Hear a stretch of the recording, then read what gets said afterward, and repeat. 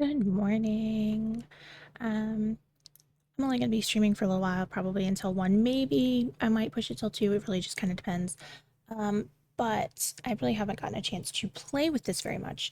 So that is what I'm going to do today. So this is Amsel Suite, and what this is it's basically world building storytelling software. There's two different parts to it. Right now I have lore open. And this is where you kind of build your story. You can create templates. So right now I've played around with it a little bit and I have a couple of templates that you can do. So this is for my general locations that I have in my town that I'm building. So this will be a picture, general information about the town, important places located, or in the location, not specifically the town, important places in that location, assets that can be found within the location, and clues that can be found within the location. And then I have one for specific locations. And it's very similar. So, picture, general information, NPCs that are involved in this particular place, specifically what assets are found in this location, and then again specific clues that they can find here. And then I also have one for NPCs.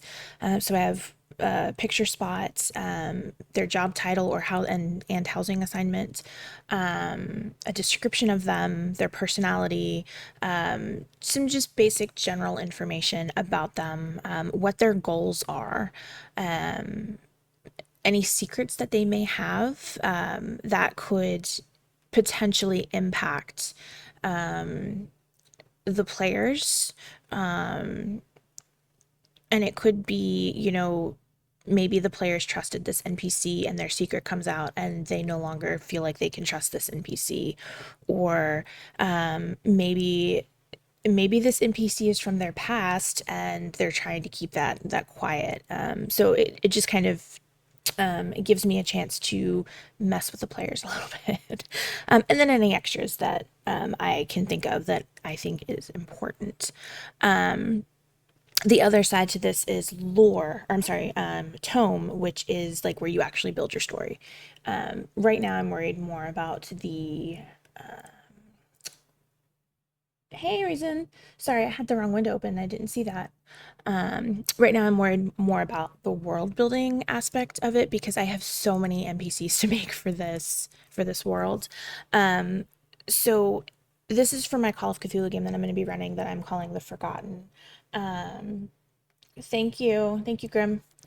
Um, and essentially, the story for this is that um, it's 1975. The players are on a bus.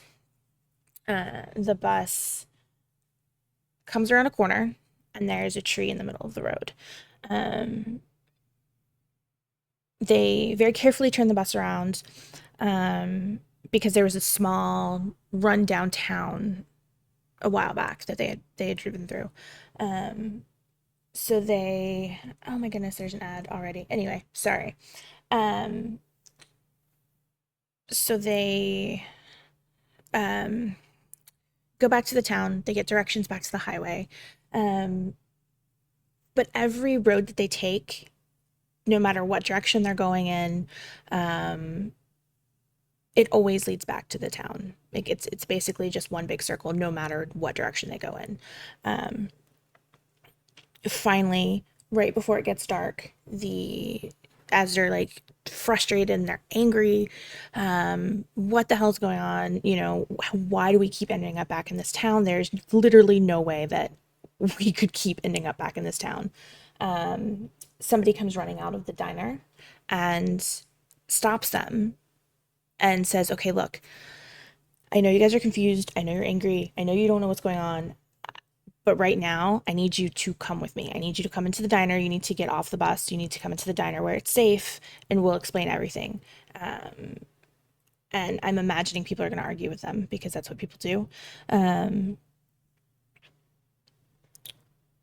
and as they're like arguing back and forth, and this person is like pleading with them to come into the diner, um, they're going to start to hear screeching out in the distance.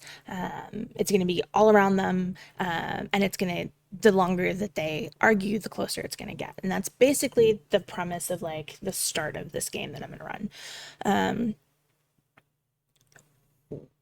Whether or not the players know one another, that is, I don't know. I don't know who my players are yet.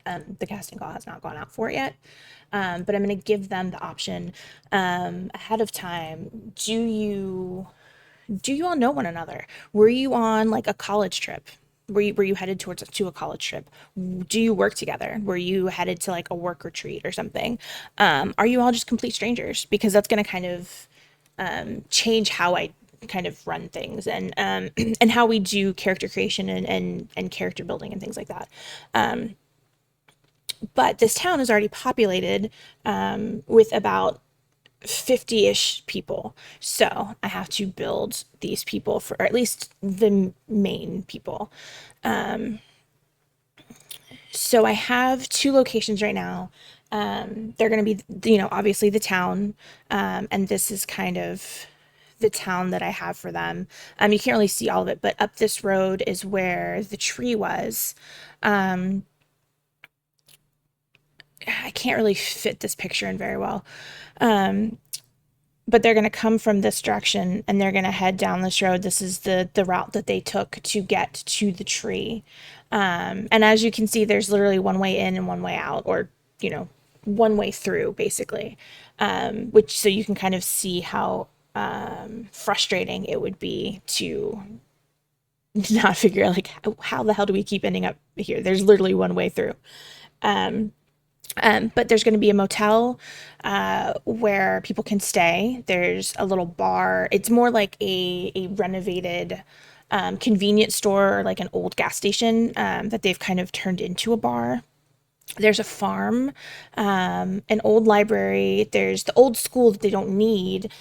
So it's more like storage and like a swap meet, that sort of thing. My envision for this is that, you know, who knows how long this has been going on? Who knows how long these people have been being stuck in this town? Obviously, people have died, whether it be from, old age or other means. So their belongings, excuse me, their belongings get stored at the school. There's a couple of NPCs that will run kind of like a swap meet. So, if you need a jacket or, new pants or something, you can go there and kind of barter or just, be given things that you need. Sorry. There's also going to be a couple of, maybe one or two seamstresses that will head to the old school. So if you need, your clothes fixed, if there's a tear or something in your shirt or your pants and you need it fixed, they will fix it for you. Things like that. There's a police station, there's a diner, there's a clinic, a chapel, a boarding house, and a lighthouse. And those are like the main places in this town. Obviously, everybody has a job. Everybody needs to pitch in. You need food. There's a well, so they do have water. Surrounding one side is a really, really thick forest, and the other side is what looks to be the ocean. Eventually, there will be an island that shows up that they can get to. But right now, if they go too far out into the water, they basically get turned back around, and it's like driving through the town, or I'm trying to leave the town. When you just like all roads lead back in, the water is the same way. It will lead you back to this dock. There's a fishing dock down here. It will lead you back here. So some of the general information, and there's about 10 houses. And that's it. 10 houses, the boarding house, and then the motel. And then obviously, the police station has a couple of cells that people could sleep in. The clinic has some rooms. It's basically like a converted house. So it has rooms that people can sleep in. The farm obviously has places for people to sleep. So there's enough places for people to sleep. But there's only 10 houses, and each house only has 2 bedrooms. And a couch, things like that. So, I mean, technically you could actually fit more people in the houses. But comfortably there's 2 bedrooms to each house. The houses are pretty cookie cutter. They all look the same. The layout is the same. The furniture is mostly the same. There's different colors and that sort of thing. But can you get So some general information about this place, and it's you know just this town has this general information. So the temperature is always between 60 and 70 degrees. It does get a little bit colder at night. Um, it does rain, but it never actually storms. Um, the weather, it's pretty sunny. It's a pretty, you get some clouds, you get a little bit of rain, but there's never any like really inclement weather. There's no hurricanes, there's no tornadoes, there's no, really bad thunderstorms, nothing like that. Um, there's a small swimming hole, and actually, you can't really see it. You can't really see it here, but there's a place that you can cut through the woods, and there's a small swimming hole about a mile through the trees past the library. And the same thing with like the trees, like you don't really know. It's very dense forest. It's very, very foggy. And my plan is that if they try to explore the forest, depending on where they go, they're going to encounter different things, is kind of my thought. In the town, the important places, like I said, the library, the police station, the diner, the clinic, the motel, the individual houses. I called it a B and b, but I'm calling it a boarding house instead. I like that better. The old gas station, which I'm actually going to take off because that's going to just basically be the bar. The farm, which I'm going to take off the barn too. The fishing pier and the church. We're going to add the old school to that. Some assets that they have in the town itself. They have some animals. So they have like a horse or two, they have cows, they have chickens. The ground is fertile, so they're able to grow their own crops. Furnishings. So they have beds, they have chairs, they have tables, they have blankets and pillows. There's already furnishings in all of these places. There's some worn fishing gear that can be found at the pier. There's some preserved food, not much, but enough. A well, there's some medical supplies, and then some of the clues that they can find in the town, some old pictures, there's documents, history books, floppy disks, that sort of thing.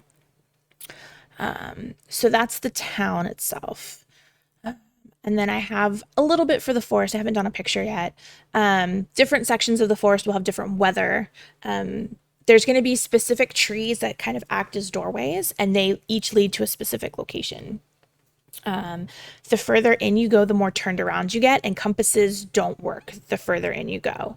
I haven't quite finished putting the forest together yet, but so far there's going to be an abandoned hunting cabin and a bunker. Some assets are there's going to be like a really old like Commodore computer in the bunker. There's going to be like a mysterious pyre set up somewhere that they can find. There's going to be some buried files that they can find. And then I got these two confused. This should be, hang on, let's do this.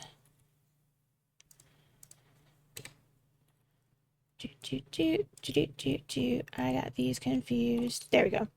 All right, so the assets are they can find hunting equipment in the abandoned cabin. There's access to wood for warmth, and I haven't really gotten much further than that. And I have not done the island yet because the island is going to be a little while before they can find the island. I have about 57 NPCs that I created. I know where they all live. I know, what else did I do? Yeah, I know where they all live, and I know I have all of their names. And then I have who works where. Like I have all of the important NPCs that the players are gonna come across. So that's what I'm gonna work on today is kind of filling in the rest of the information for the NPCs that I have. So like all of this is I'm just gonna do the important NPCs that like, yes, so many NPCs. NPCs. It's ridiculous. But I decided instead of trying to drive myself crazy and do all of this for all 57 of them, I'm only going to do the ones, the important ones. So like the sheriff, the deputy, the people that work at the clinic, the people that work at the diner, just the important NPCs that the players are going to interact with the most. And then the ones that they just kind of come in contact with, I'll just kind of do all this on the fly, I think. Unless I know for a fact that they're gonna like say we end a session as they meet a new NPC, then I can prep for it for the next time. But I'm not gonna do all of that for all of the NPCs. So the only one that I've done so far is Sheriff Ford, and this picture is not the picture; it's just like a filler picture that I have for him. He's Sheriff Martin Ford. He lives in House 5, but he alternates sleeping at the house and the police station. So the police station is here. This is House 5. So 1, 2, 3, 4, 5, 6, 7, 8, 9, 10. I think is the way that I did that. I should have numbered them and I didn't. I might actually need to do that. Let me make a note that I need to do that. Do, do, do, do, do. Questions. I cannot. I'm also using a new. I'm gonna try something. I'm gonna go back to what I was using for right now.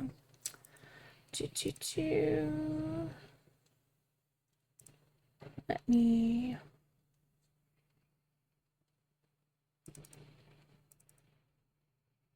I was gonna work on aliens today, but then I was like, my players are gonna. Some of my players might actually watch. Um,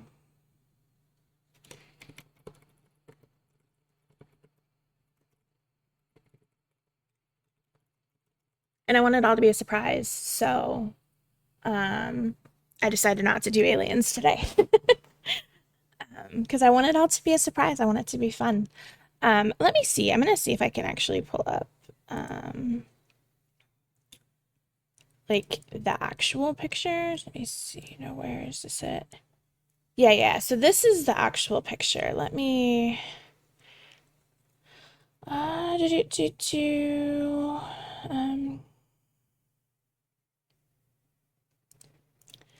Let me. I'm gonna show you this one real quick. This is the actual picture of the house. Um, so where is that?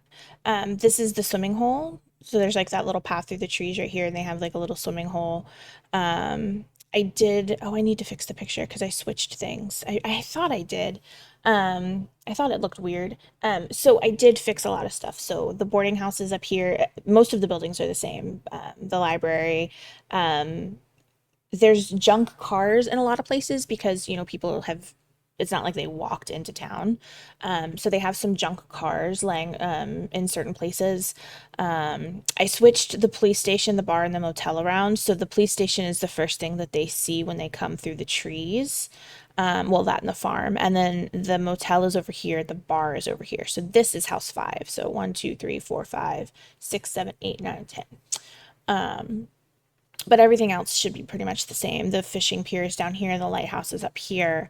And then the further in they go, there's a little, you can see kind of a cave here. There's going to be a cave system that they can come across. So this is the actual picture, and I need to update it. I didn't realize that I had not done that. So that's what the town looks like. I'm calling it nowhere, or the NPCs are going to call it nowhere. There is this town should not exist. It's not on any map. The NPCs were coming from all different places. The sheriff, we'll get into where he was coming from in just a minute. But the town doesn't have a name, so the NPCs started calling it nowhere. Welcome to nowhere. So that's kind of what I'm calling it. At least for now, while I'm working on this, I might change that. Okay, let's go back. I am going to see if I can actually fix this picture because that's going to drive me insane. Let's we're going to delete that.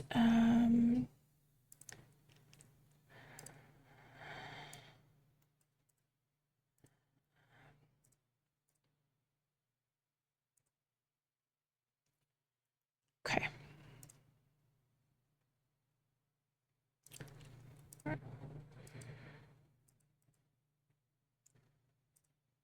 town. We're gonna add a picture. There we go. I got it. I got it. All right, that's better.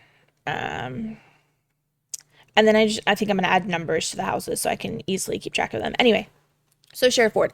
So one of the really nice things about this software is it actually opens tabs up here, so you can just as you're working on things, you can just kind of through them. So Sheriff Ward, he lives in House 5, and he alternates with the police station. So like every other night, every couple of nights, he'll sleep at the police station just in case. He's a grizzled old man, salt and pepper hair, matching beard, green eyes. He's about 6'3". I think I have him as world building NPCs. NPCs, there we go. I think I deleted his age, which was silly of me. I think I put him in his 60s. I think he was like 66. Um, is I think what he was. He's very gruff. He's firm but fair. He comes off very grumpy, but he is actually kind of friendly once you get to know him. He comes off very unafraid. It doesn't really seem like anything that is going on in this place phases him. He is one of those like no nonsense personalities. He was born and raised in Dallas, Texas. He was traveling from Dallas to Albuquerque when he saw the tree in the road. He arrived in the town about 9 months ago. He has no kids. He was married once in his 20s, but it didn't work out. He was currently dating a woman, but that was before he got stuck here. And he worked as a cop on the outside. His goals are to keep everyone safe, figure out what's going on, and find a way home. His secret is that he wasn't actually a cop on the outside. He was actually a con man. He was fleeing to Albuquerque because the cops were on his trail. And then because he is the sheriff, he carries a handgun and cuffs, which I put down here in the extras. So that is my sheriff. I'm gonna play around with this. I don't actually know that I need all of this space for all of these. I think it's too big. So we may actually play around with the template a little bit and change the size of everything. Um,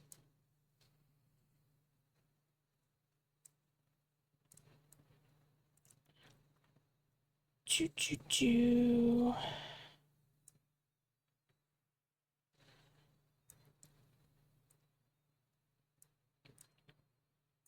Actually gonna bring this down. I'm gonna make this just a little bit bigger.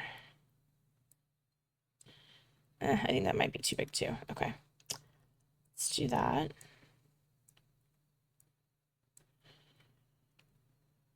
I think the picture might be too big too.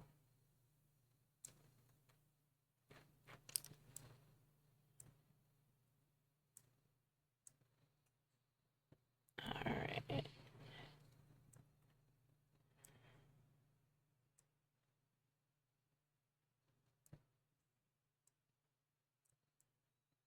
I might need to fix that a little, but that's fine. Saved. Let's go back over here and go to Sheriff Ford now. Yeah, that works. Not great, but it works. Okay. We're gonna tweak it again later, but I'm not worried about it right now. So we are gonna add new page from template. We're gonna add a new page to the template. NPCs.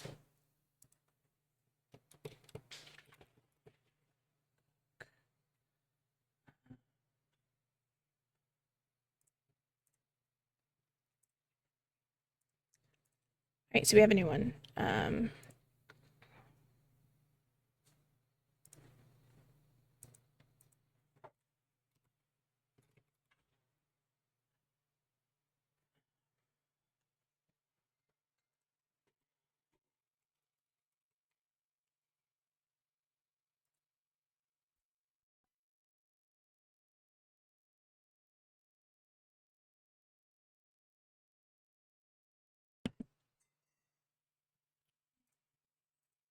All right, so this is Val.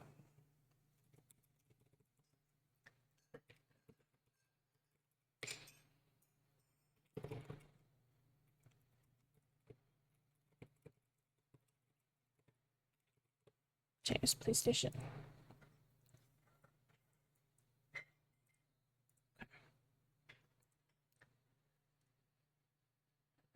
So description, personality, basic information. This is so much. Okay.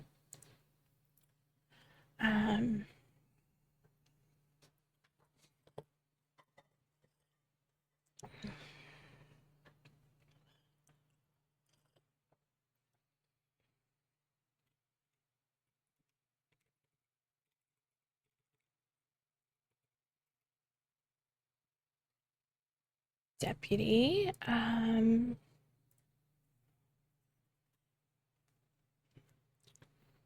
Let's see.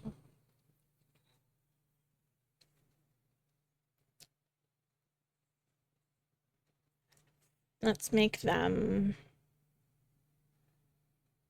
43 years old.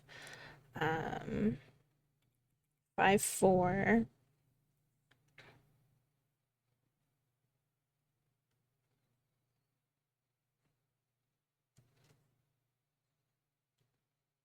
What do I want them to look like? Let's see.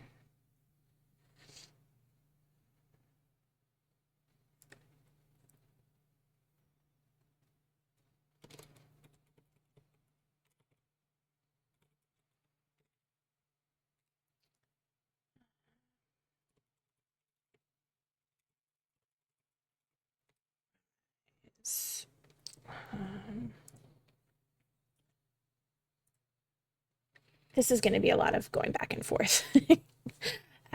Because as I do one thing, I'm gonna be like, okay, well, wait, hold on, I'm gonna need to tweak this then. Or as I start to fill out everything else, I'll see them differently and I'll need to update stuff. I'm gonna go with kind. Do I still have, hold on. I don't. Okay, it's fine. Let's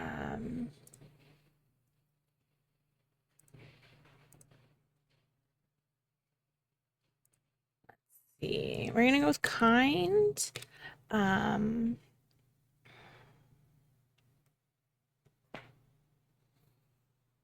Mr. Kitty, stop. I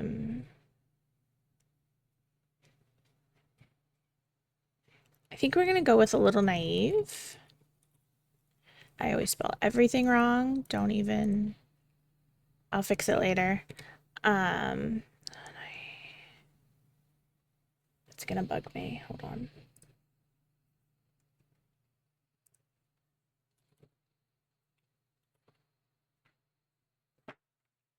I think I just flopped 2 letters. Hold on. Maybe not. Hold on.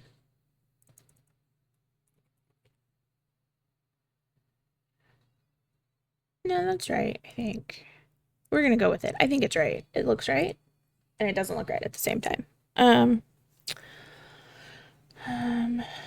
They are. Let's see. Very friendly.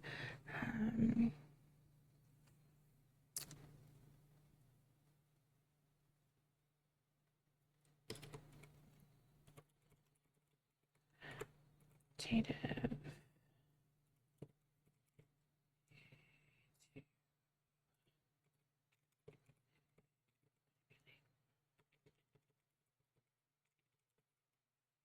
Really.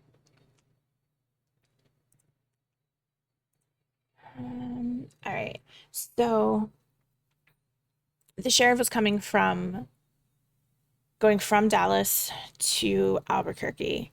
I'm trying to spread people out. I want people to be from all over the place. So I think maybe Val was.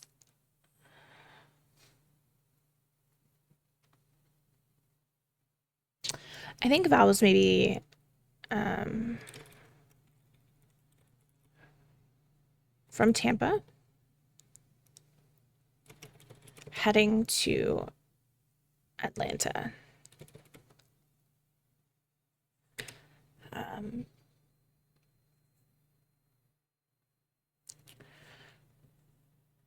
must have 9 months ago. I think maybe I think Val's maybe been here not quite as long as the sheriff, but close.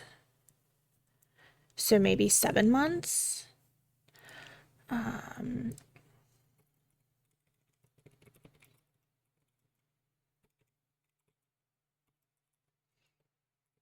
7 months ago. Um,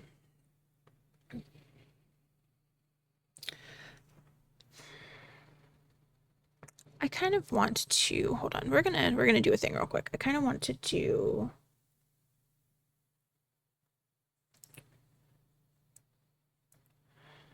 Bring these down here. We're gonna add.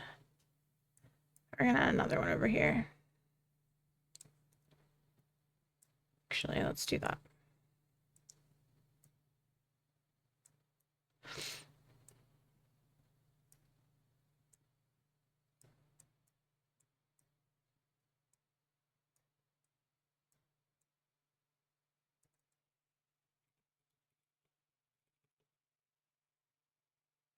Relationships. Okay.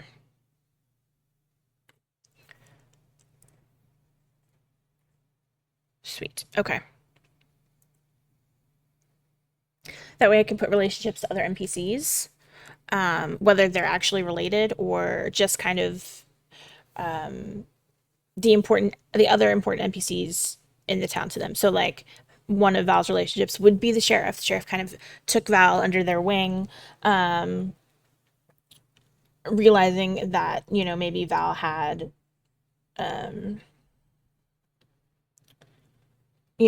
Val is not very authoritative. They're very easy to manipulate. But maybe he saw something in them that, was we're gonna toughen you up. We're gonna make you. We're gonna get you the respect that you deserve. We're gonna make you a little more gruff. We're gonna make you a little bit more like me. So you're gonna help me keep these people safe. I think is like the relationship that Val has with the sheriff.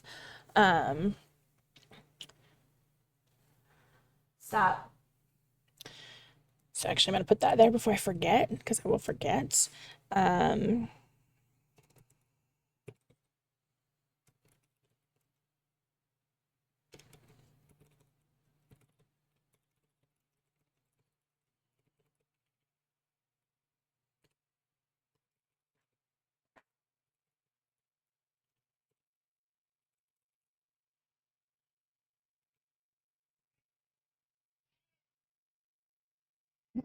actually, hold on. We're gonna do this a little differently. Um, Come in here, get up on the couch.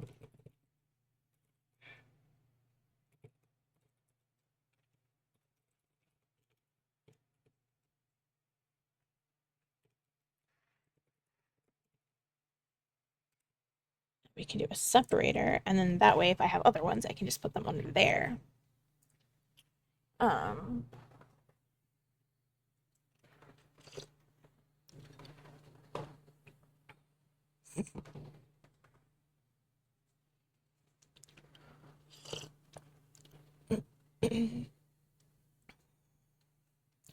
I think maybe Val. I feel like maybe Val had some sort of background in law enforcement. Maybe not as a cop.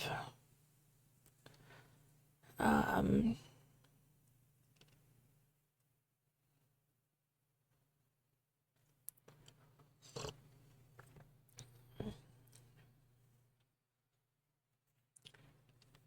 Let me see.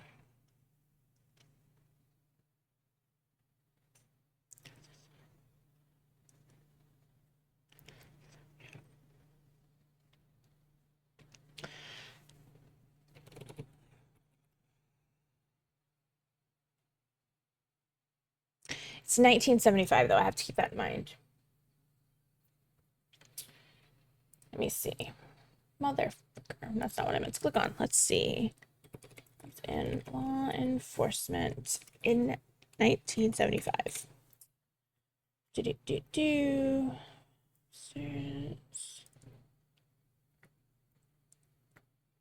Um,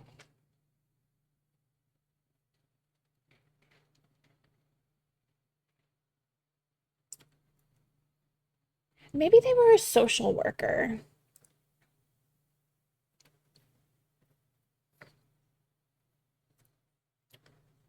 Maybe they were a social worker. So they kind of have some idea, some law enforcement, like not a lot, like they weren't obviously a cop, but they dealt with law enforcement at times. And it's not like this is actually a place that you're going to enforce laws. So, all right, so as a social worker,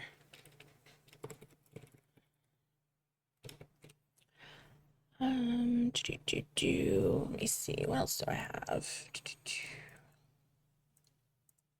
Um, no relationship on the outside.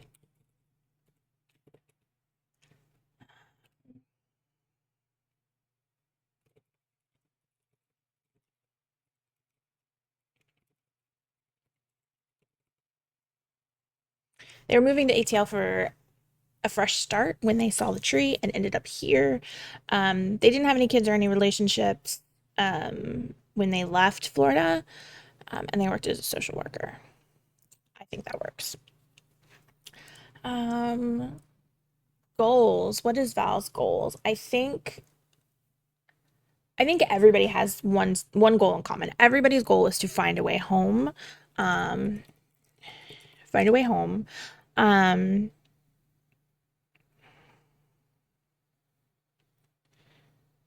and then I think Val's is really just Val wants to keep people safe.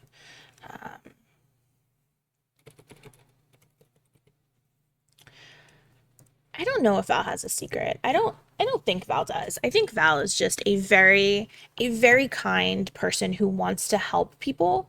Um,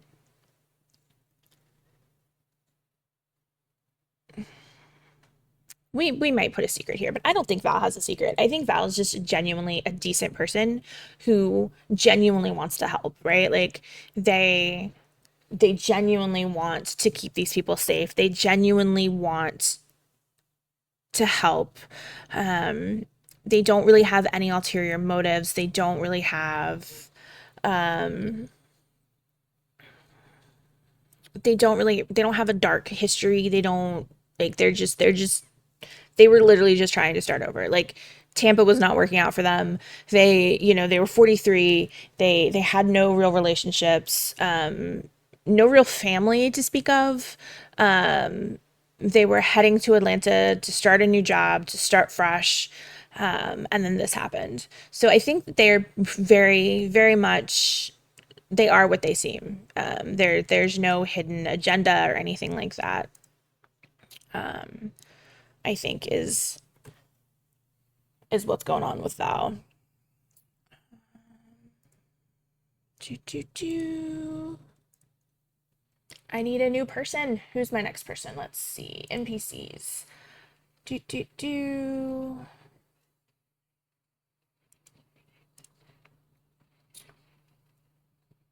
I want to.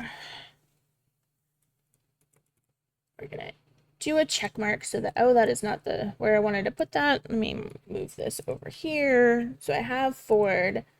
I have Val. Who's the other one? Where is he? Andrew Fisher. Andrew Fisher. Andrew Fisher. Yes, this is the one. Okay. We're gonna do Andrew next. I think that was his name. We're gonna go with that was his name because I don't actually remember, so we're just gonna go with that's who this is. Um, all right, let's do Andrew Fisher. Him. He lives at the motel. Um, he is 32. He's 32. He I actually had him planned out in my head. Now I don't remember what he was. He is tall. He's like 6'2".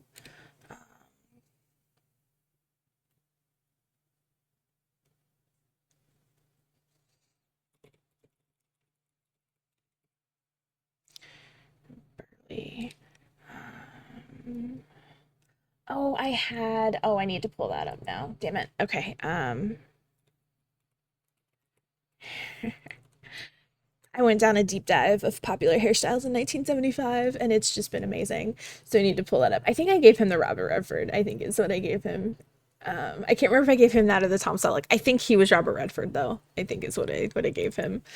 Um, but there's a word. There's a specific. Oh, what did they call it? I think maybe it was this one. Iconic hairstyles of the 1970s. We have the shag. We have, I'm going to call it the Farrah Fawcett, but it was the feathered look. Um, just have one called facial hair. The page boy, the wedge. Um, all right, that's not the one that I wanted to do. Where was it? Let's see. Yeah, Farrah Fawcett. They have the Diana Ross, Jerry Hall, the Goldie Hawn curtain bangs, Cher, Donna Summer, Pam Grier, Debbie Harry. Did you wear men? I need men's hair. Hold on.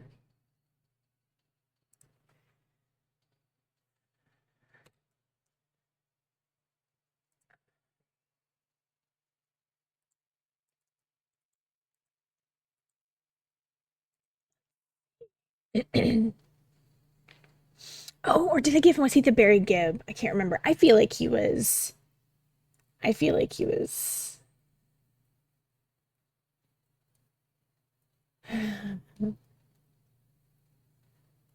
Yeah, I think he was like the Robert Redford feathered look is what I think I gave him. Um,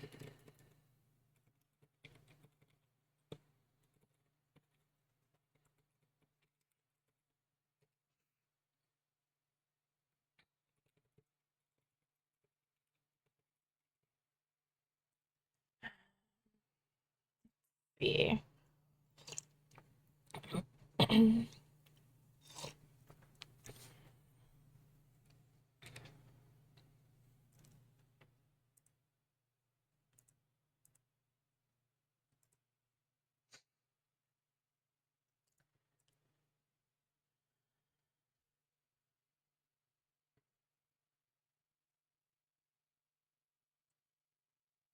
Um, all right. I had a very specific personality in mind for him too.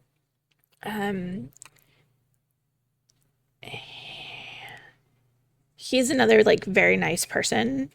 Um, he's very flirty with everyone.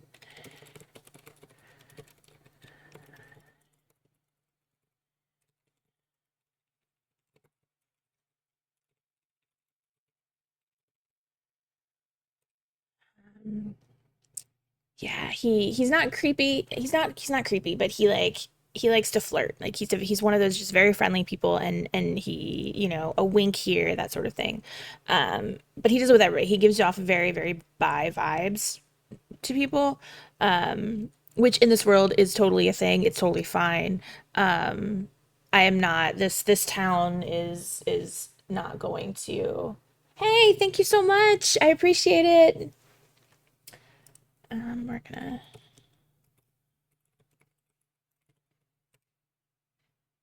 There we go. I always forget to do that. If you have not checked out Iron Alexa, you should absolutely go check her out. She's amazing.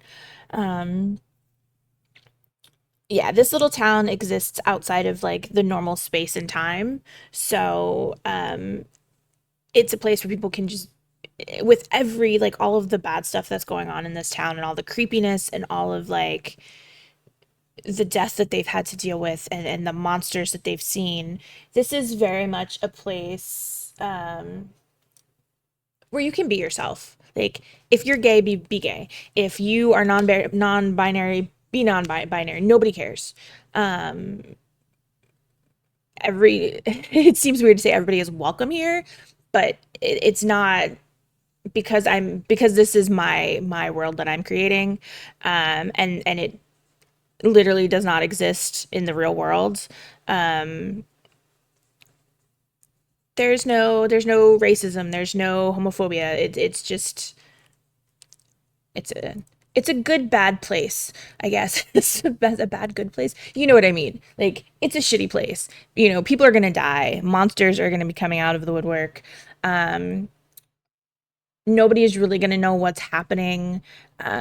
There are gonna be clues that lead them in different directions, and it's gonna be up to them to decide what pieces they put together. Um, so this is not a good place. This is not a happy place, but this is a place where people can just be them fucking selves and they're not going to be judged for who they are. Um, because fuck all that. Um, I had more for him, but I don't remember what it was. So we're going to just leave it for now. Um, he is from, I think I put him from Louisiana. I think I gave him, I think that's what I did. No, no, no. He was from, um, he was from Boston. Because he was from Boston, and then I had somebody else from New York that was headed. Yeah. So he was from Boston. Oh, maybe I shouldn't do that because then I'm gonna have to try to do a Boston accent, and I don't know that I can pull that off. Fuck it, we're gonna try it. Um, I need a fucking map. Hold on, let me pull up a damn map real quick. Map of the 1970 U.S. Okay, let's see. So I can figure out where he was headed. Let's see. That is not. Let's just do.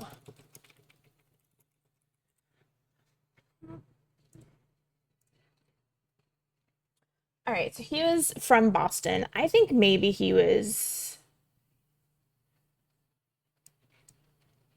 um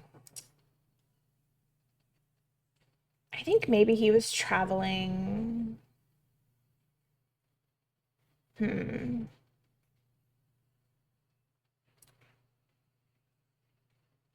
I think he was on a road trip. I think maybe he lives in Boston.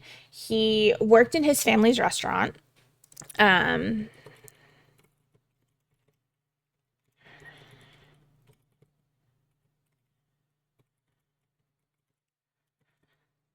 why can I not spell anything today? Worked in his family's restaurant. Um he was traveling to I think maybe he was on a road trip.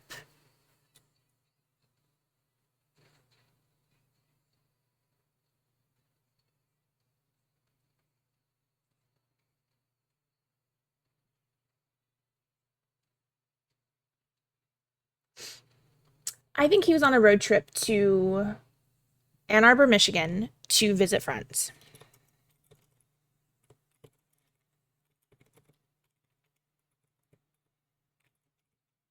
Oh my goodness. I swear I can spell. Actually, I can't. I'm terrible at spelling. Ann Arbor, Michigan to visit friends when he got stuck here. Is I think where what was going on with him. Um,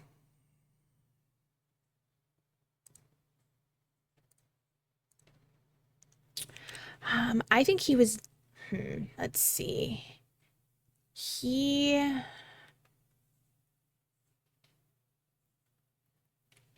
let me see. Not married and not really dating except for setups by family members. Um,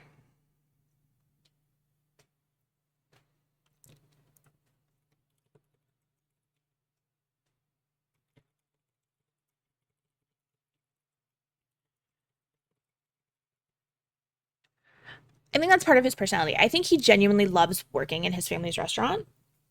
He loves cooking. He loves food. He loves putting together meals for people. He likes feeding people. Um, that's what brings him happiness is feeding people and seeing people enjoy life and enjoy food together. And he's one of those people that he will sit down if you like compliment his food. He will sit down and just like talk your ear off recipes and like the cooking process and the really really nice guy, but he kind of goes off on tangents like when food is brought up. I think that's part of his personality. He is going to run the diner in town. Everyone, what's it? Drew's diner.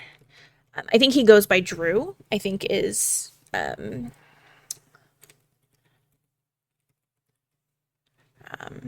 that's what people call him in the town. He just goes by Drew instead of Andrew.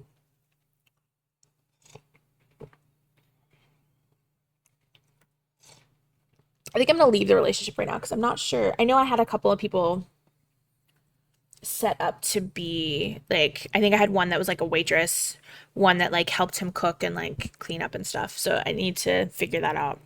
So I think I'm going to leave. A lot of the relationships are going to be blank until I fill in the rest of the town and I figure out the rest of the NPCs. And then I can kind of put them together and like, this person is friends with this person, or this person is, secretly sleeping with this person, or, things like that.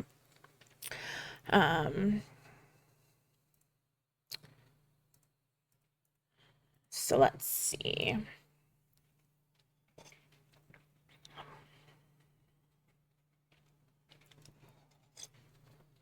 Again, I think everybody's first goal is, how the fuck do I get out of here? Let's find a way home. His goal is to make sure everyone is fed.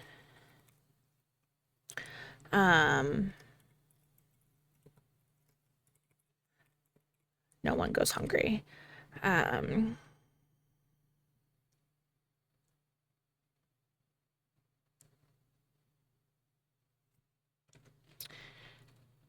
Oh, extras is all the way down here. I gotta fix that. I forgot that was here. All right. Oh shit. Let's bring this up a bit, and we're actually just gonna make this a little bit smaller, I think.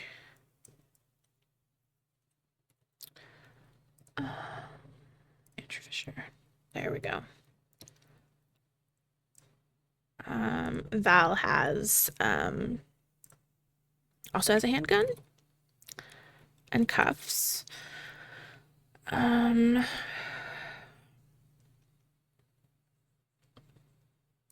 figure out. I'm not sure. I feel like maybe Val has something else that they carry on them, but I'm not really sure what it is.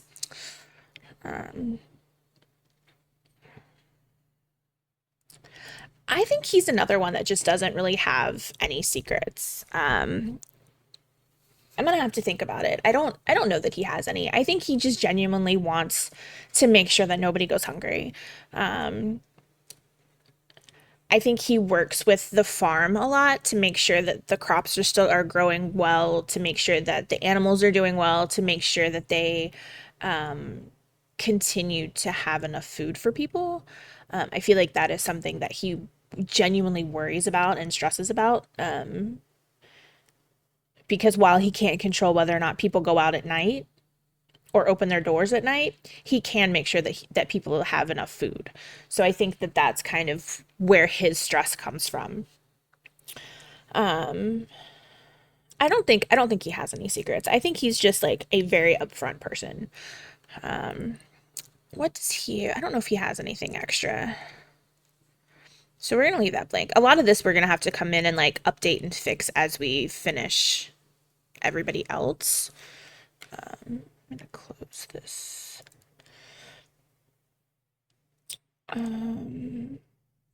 Okay, let's see who is next on my list. Where is he? He's Andrew. So we did Andrew. Let's finish the diner. Let's finish the diner. She was me. I'm actually just gonna make some notes on my list real quick so that I know. She was the waitress. She was a seamstress. She was the cook. Okay. We're gonna do Maria next. I like Maria. Maria Duncan. Do, do, do, do.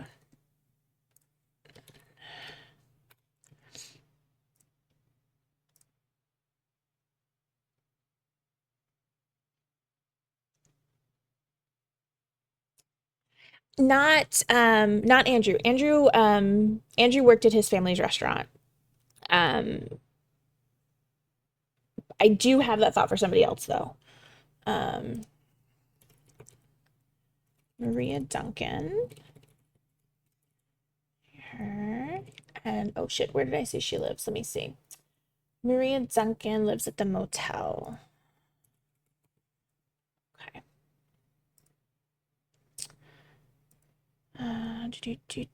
She is. I had her kind of young, I think. She's 28 years old. She is 5'6". Um, she's very thin. Um,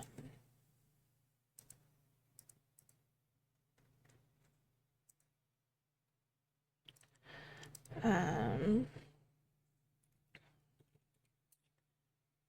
she has hold on, where's the hair? Where's the hair? I need the hair.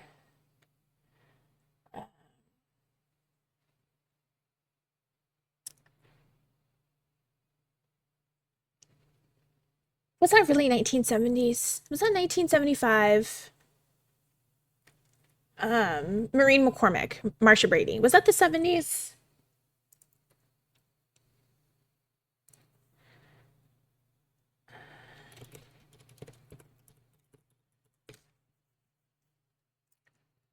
Let's find out. Let's see.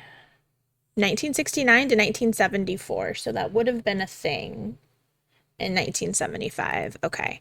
She has the straight middle parted Marsha Brady hair. Let's see. It's long, um, dirty blonde, green eyes. She's a very, very pretty lady. Um, she is very quiet and shy. Um,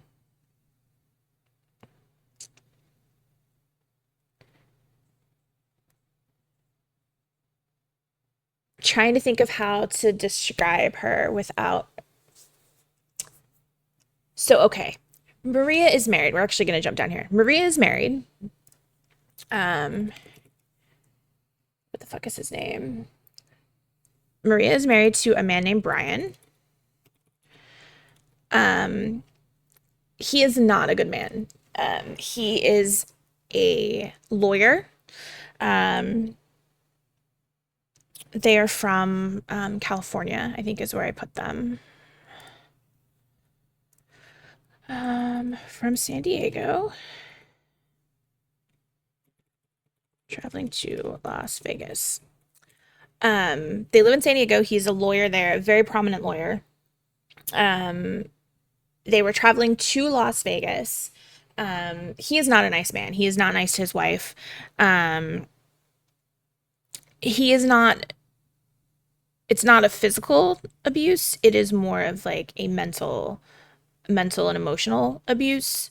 Um, he's not a great man. Her secret is that she was actually going to leave him in Las Vegas. Um, he had his own things that he was going to be doing in Las Vegas, and she was not invited. Like she was going with him, but she was basically like he had list like these are the things that you're allowed to do while I'm off doing my own thing. And she was actually going to run. She was going to leave. She has a boyfriend. She has somebody who actually cares about her and treats her kindly. And she was leaving. She was gonna leave. She was gonna get a divorce, and she was just gonna be happy. She was gonna go live her life and be happy without him. Um,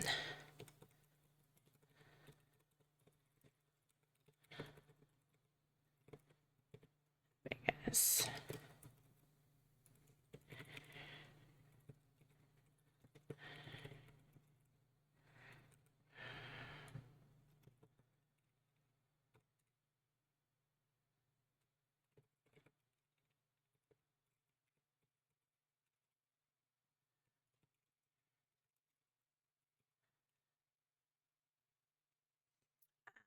But on the way, they got stuck in this town. So now she's stuck with him. Um, she is very nice. Um,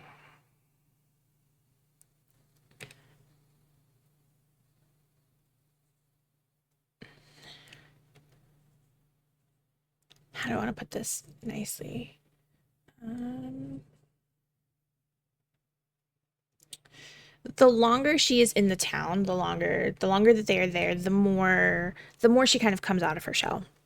Um, she is very quiet and very shy.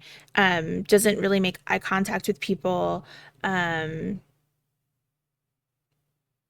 Nervously fiddles a lot. Like she's always like um picking at her nails or just nervously fidgeting.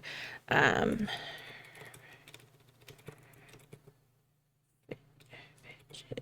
fidget fidget. Ah, how do you spell that? Nervous. We'll just say nervous. Screw it. Um but the longer she's there, the more she kind of comes out of her shell, the more she starts to be more assertive. Um, and the more she just kind of starts to put her husband in his place because he's honestly kind of a waste of space. Um, and we'll get to him in a little while, but he's just kind of a prick. He kind of feels like he is owed things. He's one of those men that um gets here and all of a sudden because of his status back home he feels like that should translate here and he feels like he should be in charge um, and it's very obvious that he should not be in charge of anything um, and kind of the longer they're here you can kind of see how you know while he was once very very alpha very confrontational and very what's the word I'm looking for? Almost aggressive. Um, he kind of gets more quiet and more subdued. And she starts to kind of come into her own, and it's a shift that we'll see in the game where she starts very quiet, very very fidgety, very very shy, and she becomes more assertive and more in charge of herself. Um, so that is her. I'm going to get back to her personality. I don't really know. I'm not really sure how I want to describe her yet. So we're just going to leave that. Um, she was um, she was a housewife. She was, and I'm going to put this in quotes because I hate saying it. It feels gross. She was not allowed to work outside the home. Um,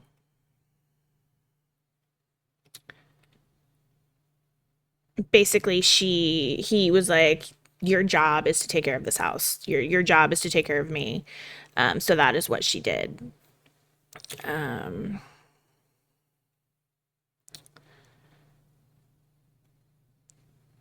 choo, choo, choo.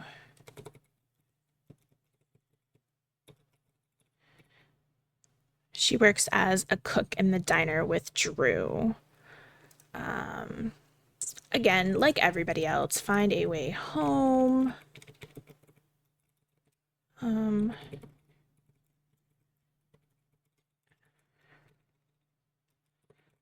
from Brian. um all right, so that is her, just kind of basic information.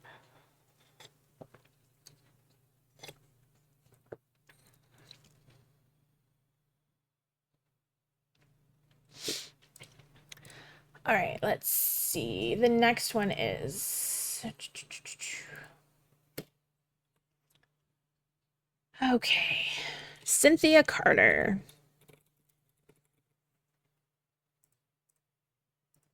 Oh, you got it.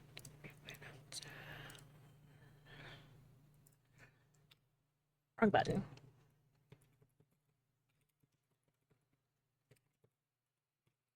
Oh, I'm sorry. Um, She lives in the motel. Um, she is. I made her a little young, I think. I think she's 24 years old. Um, 5'6". Um, she has the Farrah Fawcett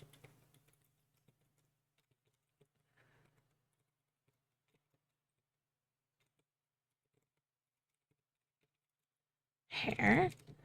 Um, Blonde, blue eyes. Um,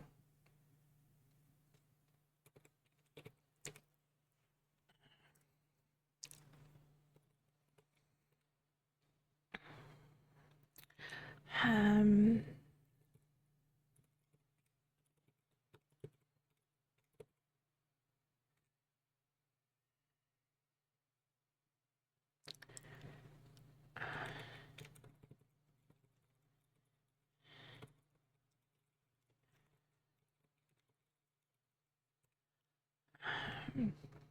she's not a fun person. She's very vapid. She's very stuck up. She's the type of person that will flirt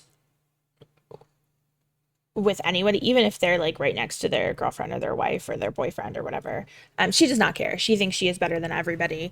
Um, Let me see.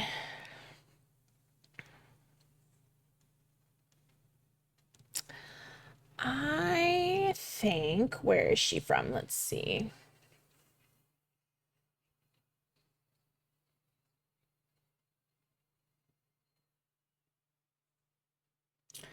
I think maybe she's from.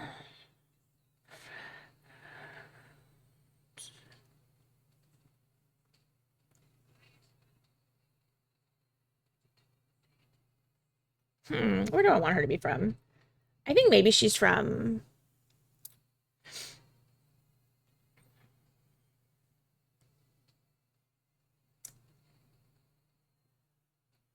I think maybe she's from Tennessee.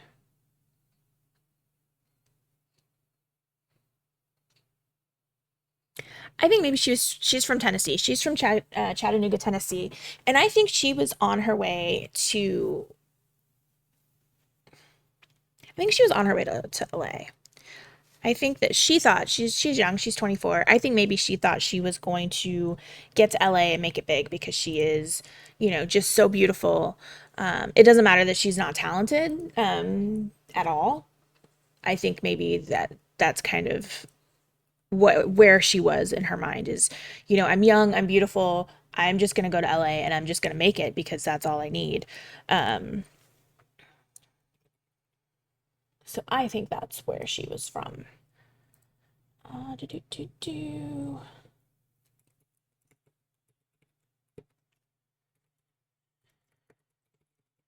to LA. Um,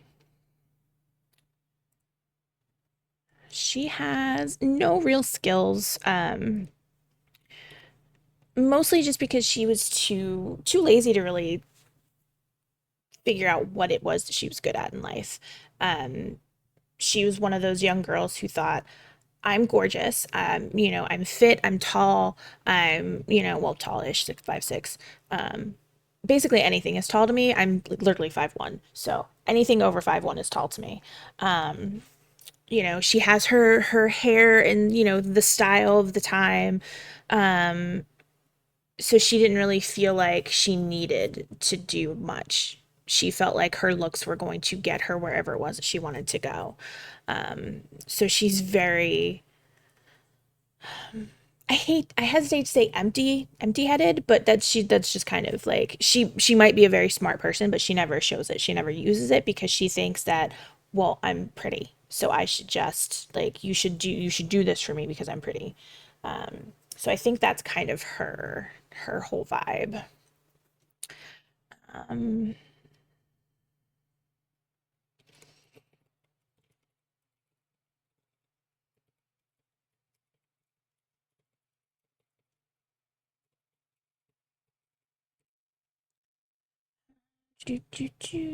She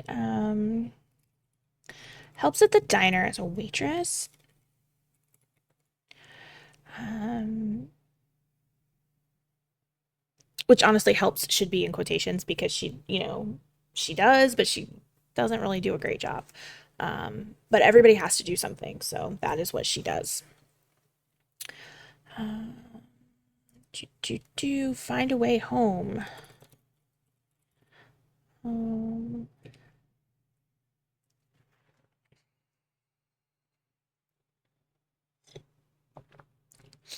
I feel like maybe, and this might be bad, but I feel like maybe she kind of latches on to Brian. Um, because he seems like the type that would brag about everything that he has back home. So like, he's a lawyer, he's very wealthy. Um, he does very well for himself. Um, he has the pretty wife. So I feel like maybe she latches onto him and kind of, I don't want to say, I kind of feel like maybe she kind of sees him as maybe a way, not necessarily a way out because obviously there's no way out, but once they go home, you know, she would have it made. So I feel like maybe she latches onto him and she tries to start a relationship with him in hopes that he will take care of her.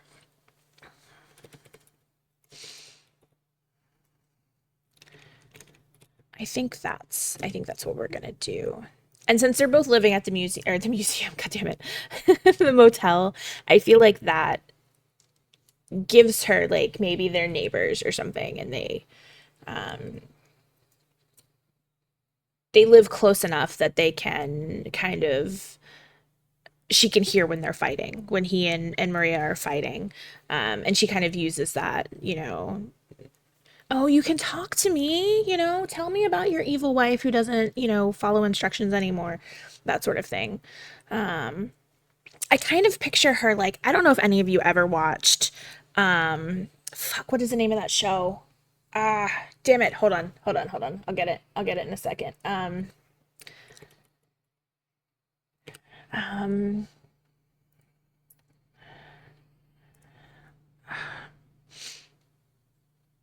why can I not remember any freaking, why can I not remember any names right now? Oh my goodness.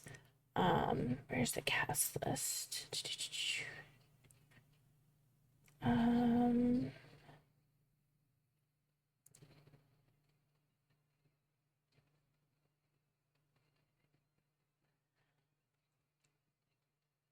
um, I'm gonna get it. It's gonna drive me crazy now. It's a sci-fi show.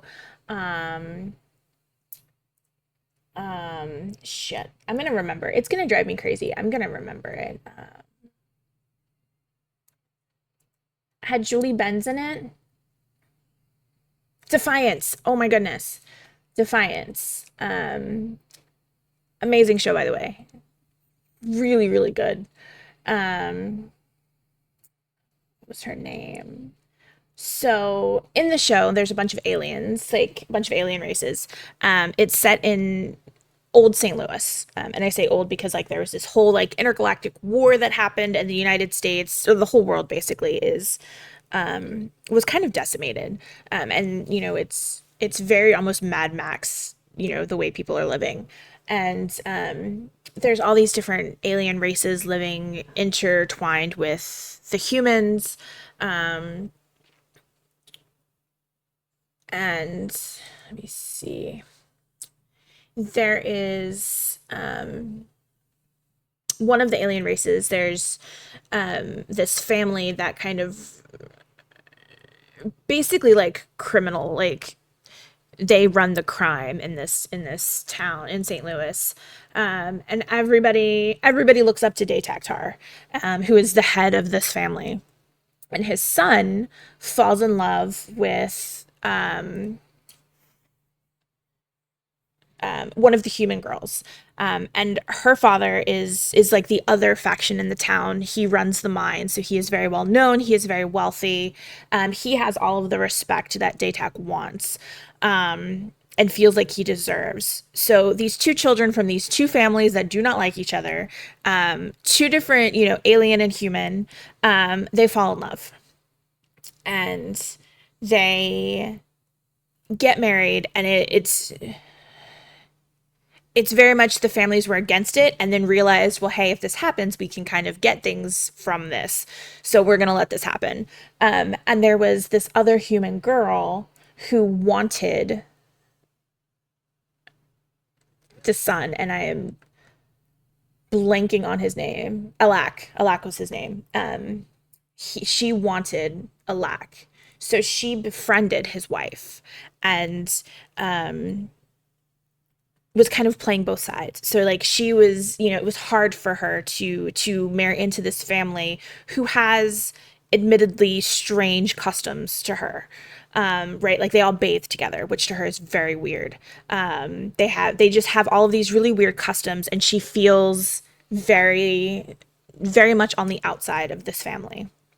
And the girl kind of plays on that and befriends her, and kind of steers her in directions that she knows is going to cause problems in the marriage, all the while cozying up to the husband and listening to him complain and be frustrated, and try to kind of weasel her way and in between them, and kind of get him from her. And that's kind of how I see Cynthia, is like she kind of tries to befriend Maria at work, all the while trying to cozy up to Brian on the side. Sorry, that was a very, very long diatribe about this, but that's kind of how I see her, is like as this person who is trying to insert herself into this relationship and split it up so that she can have this man that she thinks can give her everything that she wants.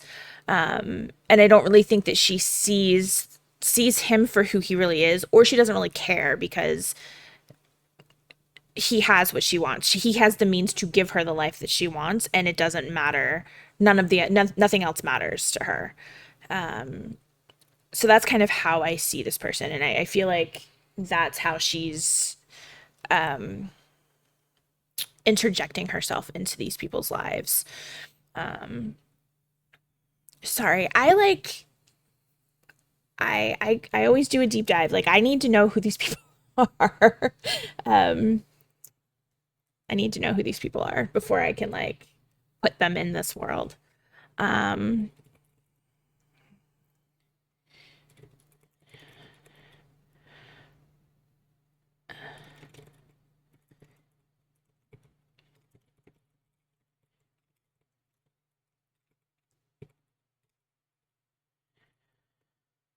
and in all honesty, like she could probably just go to Maria and be like, "Hey, look, I want your man," and Maria would be like, "Bitch, have him." Totally cool. Have him. Do you want to switch rooms with me? You can have him. I'll take your room. Like totally fine. But she doesn't see that because she only sees herself. Um,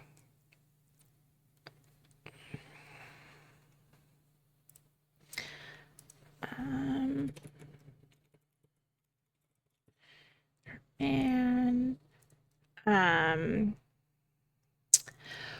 right. Okay. So I or me do helps the diner as a waitress. Um,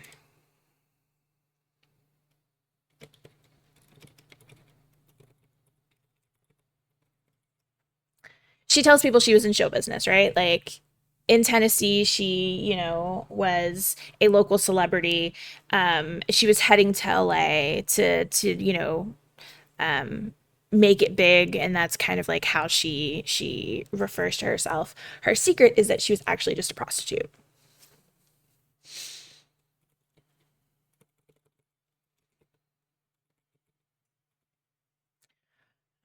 Um, okay, so that is Cynthia. Let me remember to save. All right, so that's the diner. Those are the three main people that work at the diner. There may be an NPC here or there, like that fills in for them or whatever, but these are the three people that kind of run the diner. We're gonna close this out. So who is next on the list? Let's see here. Um, I mean, I guess we could do Brian because he lives with Maria, but he's just kind of a waste of space, and I don't like him. Um, we're gonna do Lori. I think we're gonna do Lori next.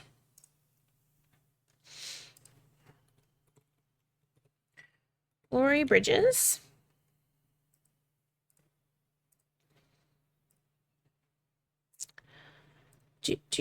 Okay, so let's see here. Lori. What are her pronouns? What did I give her? She is a she, her. Okay.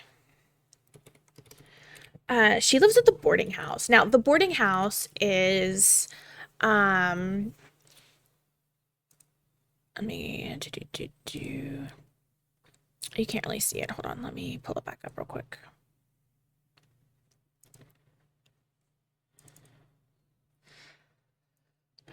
Do, do, do, do, do, do, do. Here's the boarding house. Okay, so the boarding house is up here. Ooh, that was big. Is up here. As you can see, it's a really big house. The way I kind of envision this, thank you for the lurk reason. The way I keep hitting that with my boobs, I'm sorry. The way I envisioned the boarding house is that it was kind of like a big mansion, like a big manor house.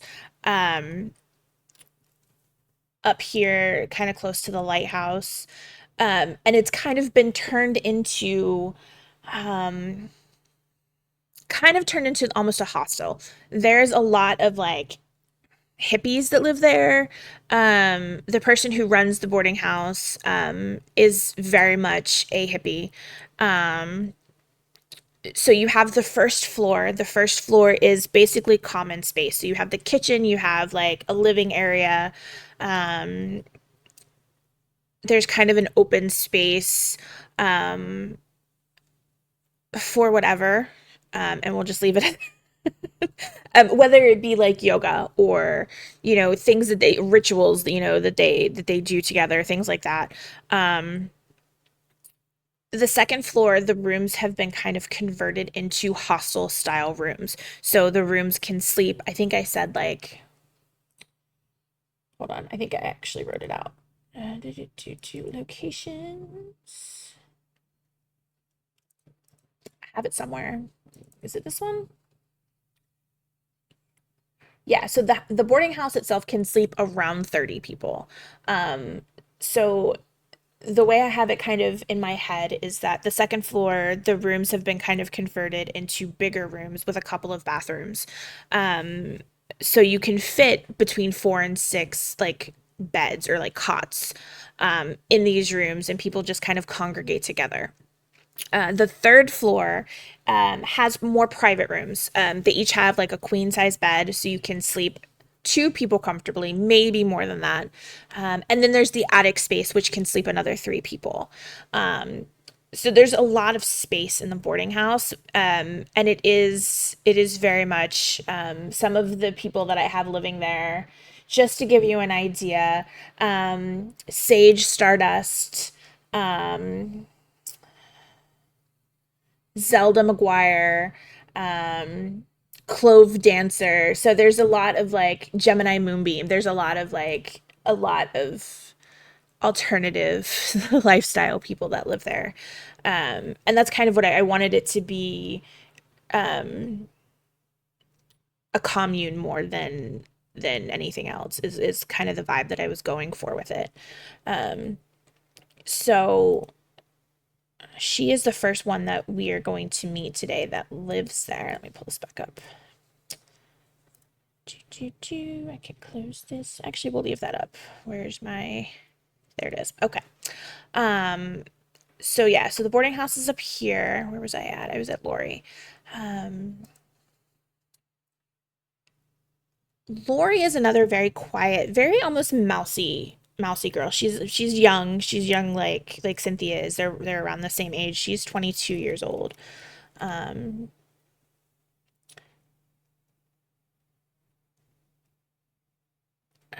she is 5'2". Um, I think I had her. Let me see. What hair did I give her? Um,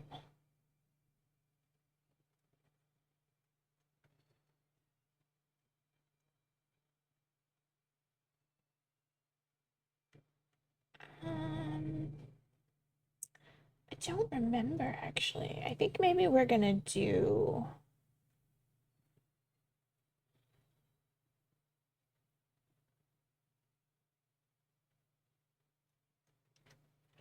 I think we're just gonna give her like wavy brown hair. It's just gonna just nothing special, just kind of wavy brown hair, and brown eyes. Um, she's very quiet. Um, she's a sweet girl. Um, oh wait, actually, that's not description, is it? That is personality. Do. Quiet, sweet. Um, she was, let's see.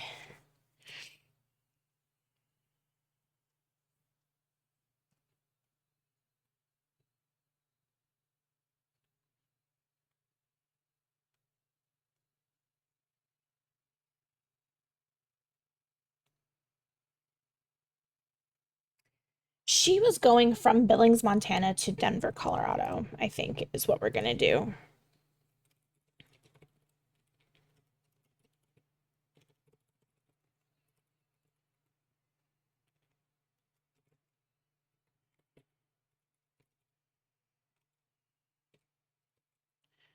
She was a student, I think, and I think that's what she was doing is she was heading to school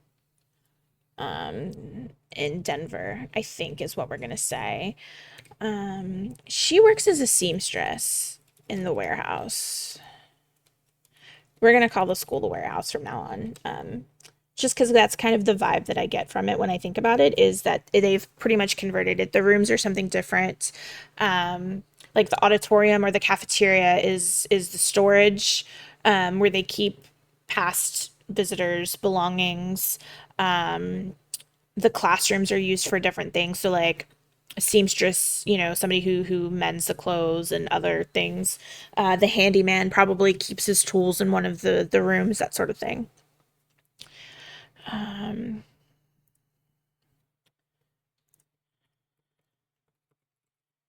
way home.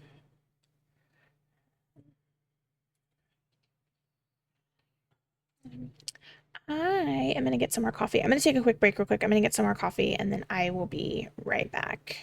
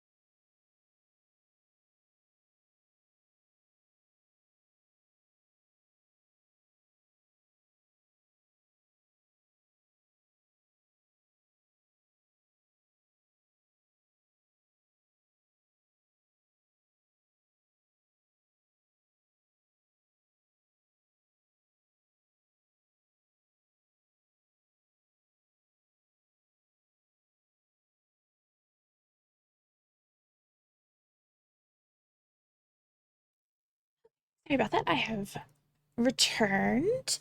Um, so I have a thought. So the reason I'm not putting art here, is I'm going to have access to a database of art that I can use. It will be at my disposal. So I'm waiting for that. The only one that I've done so far is the sheriff, and that's just because I was just playing around with the stuff. Um, I think we're gonna leave her at this for right now. I feel like there's more to her, but I'm waiting. I'm waiting to see. I'm not really sure yet. So we're gonna leave her for now. There is one thing that I kind of want to play with. I want to create a new template, and I want to see. Okay, so I have template categories. Um, Bestiary Culture Chronicles free, which I think is just. I'm not actually sure. People, Game System, Society. I think we're gonna do Chronicles because I want to do this for the clues. Um,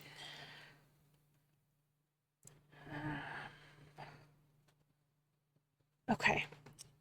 How do I want to do this? So, my thought process for this is um, I am going to tailor the story to the players. Um, there are going to be things that the players can find sprinkled throughout the world.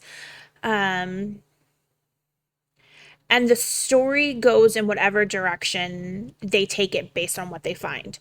Um, and whatever conclusions they come to based on what they come across. Um, so I have just kind of a generic list of clues that will be found, but I need to kind of um I need more of them, number one, and I need to figure out what exactly they are. So, for instance, old pictures, documents, history books, and floppy disks. There's going to be multiples of each of those in different places, and they're each going to have different information. Some of the information is going to go together, and so, like, for instance, you may find an old picture of some people in the town, and maybe that links with some historical documents you find in the library. Or I have the plan for there to be a bunker, like an underground bunker in the woods that they can come across. And in this bunker is going to be new to the time, old now, like an old, what we would consider old, like an old Commodore computer with a floppy, like a spot for floppy disks. But there's not going to be any floppy disks in the bunker. I have a logo that I have worked with my producer to use. The logo is going to be in different places. So, like, on the computer, there's going to be the logo or a variation of the logo. On the bus that the players are on, I'm going to create my own bus line, and that's going to be the logo for the bus. So everything is going to kind of be connected in a weird way, and it's up to the players to figure out how things are connected. Um, and I'm just going to tailor it to whatever they figure out. So if they decide that they're going to take this in one direction, then that's where we're going to go. Um, so the floppy disks for the computer can be found in random places, and if they find the disks, they can go back to the bunker. Or alternatively, if they find the disks first, they're going to have to find something that they can use it for. Um, but I need to figure out what each of these things are. Like, what do they see? What kind of clues does this give them? So that's kind of what I need to figure out. Um, so I need to figure out a template for this.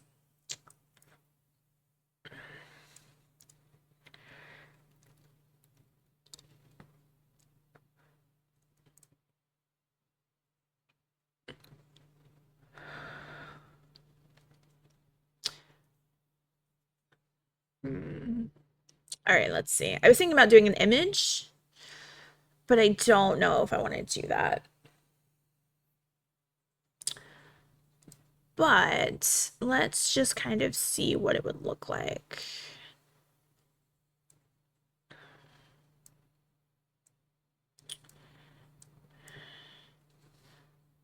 Uh, I don't know how big I want this. I don't know how big I want the picture to be, if I'm being honest.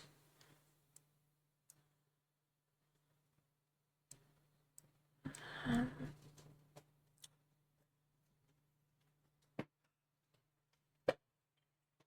Little buddy, if you tear up your box, you're not going to be able to sit in it. Um,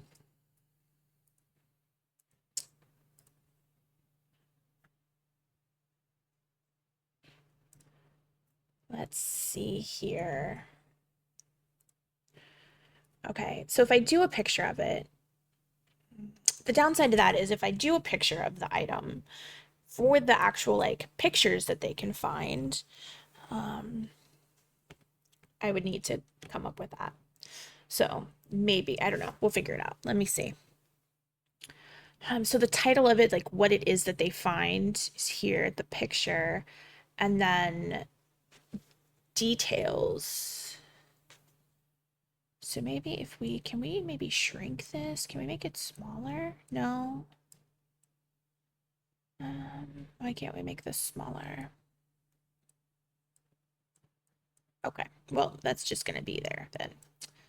Um, well, since it's a little bigger, we could do like title and location. Well, I don't know if I want to do that. I don't know. I don't know what I want to do. Let's do another one here, and then this will be about the same size. I think that's the same size. Um, Location found.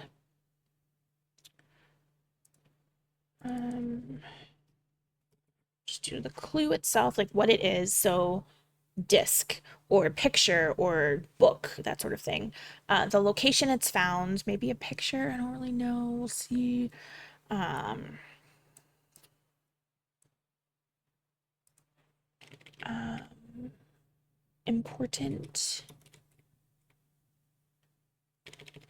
Um,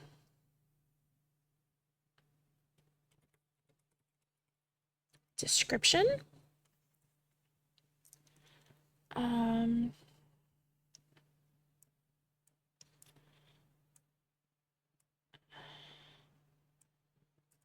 Maybe connections.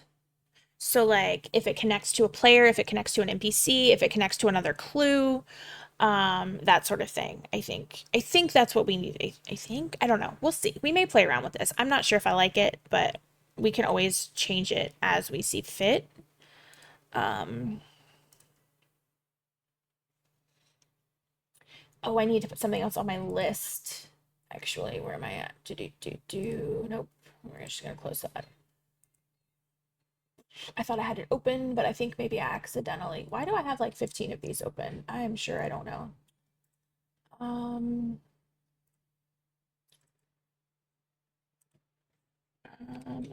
Figure out channel points. So one of the things we're doing, or one of the things that I want to do is the channel that I'm going to be running this on, um, for a lot of their games does they do tarot pulls, and the tarot can either give the player something or take some like positive and negatives. So if you draw a card that is upright, it's typically something in favor of the players. If it's upside down, it's something an adversity for the players, that sort of thing. I don't know that I'm going to do that. I had thought about it. I thought I was just going to maybe do the major arcana cards for the tarot pools. Um, but I don't know that I'm going to do that actually. I think I'm just going to do channel points, and I need to figure out what I'm going to do because I don't want it to be anything game breaking, but I still want it to be kind of fun. So one of the thoughts that I had was um, luck, because this is going to be Call of Cthulhu. So luck. give the player of your choice d6 luck or something like that. So that was a thought that I had. Sorry, my brain is all over the place when I do this. I apologize. I know it's hard for me. It's hard to follow me, and I really apologize. I'm really, really bad at it. Um, when I'm game prepping and world building, my brain is like in 15 different places at once, and I go from thing to thing to thing, and it's a problem. But it's my process. So yeah, I had the thought of doing luck for one of them. Um, I don't know that I want to do any kind of like re-rolls or anything like that because I feel like that's kind of disruptive. Like I feel like failing rolls are just as important to the story as passing rolls. And I don't necessarily want players to be able to re-roll every single failure that they get. So I don't know that I want to do any kind of re-roll option. But I do kind of like the luck idea. And I feel like a d6 is not necessarily game breaking. Like it could help turn a failure to a positive, but it could also not. So I feel like a d6 is a good number for that. Um, I also kind of wanted to give the viewers the option to help me as the storyteller out. So I had the thought for a higher number of channel points, maybe doing something like something negative, some adversity for the players. So like something attacks them, or maybe just call it like adversity, where at my discretion, I will give the player some extra adversity to overcome, based on the channel point, the channel point redemption. So I kind of like that idea. But I also kind of like the idea of doing the opposite. So, give me an adversity to give the players, but also maybe give the players something. Give the players not necessarily a clue, but maybe have them find something that they need. And again, it's up to me as a storyteller to come up with that. It may not be something that it's obvious that they need this thing, or maybe it's something that they will need in the future. Maybe it's something as simple as finding, some food, or like something like that. Like I want it to be I want there to be something for the players. I want there to be something for the storyteller. And then I want there to be a couple of like little fun things. And I just need to figure out what I want to do for that. I do think I'm gonna do the luck. I like the idea of giving them like I thought about D4. I don't want to give them like an overabundance of luck. So I'm thinking D6 is a good number. I like the adversity. So you spend so many channel points and you give me an adversity, basically an adversity. I'm gonna call it an adversity token because I just finished playing a Kids on Bikes game.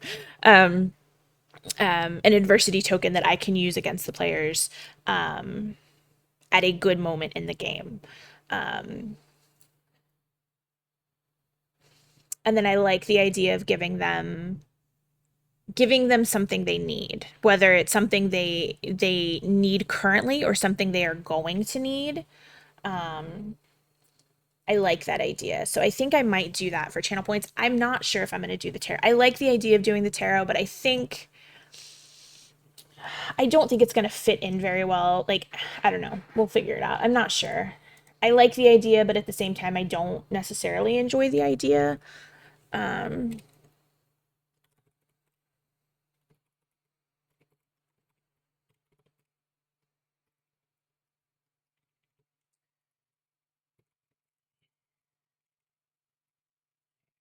It's and I think it's gonna be generic. So you won't for like give the player something they need. It's going to be in general. It's not going to be you pick the player and I give that particular player something they need. It's going to be you give a player or the players something they need, and it's at the storyteller's discretion. So I need to figure out wording for that to make sure that it's not taken advantage of.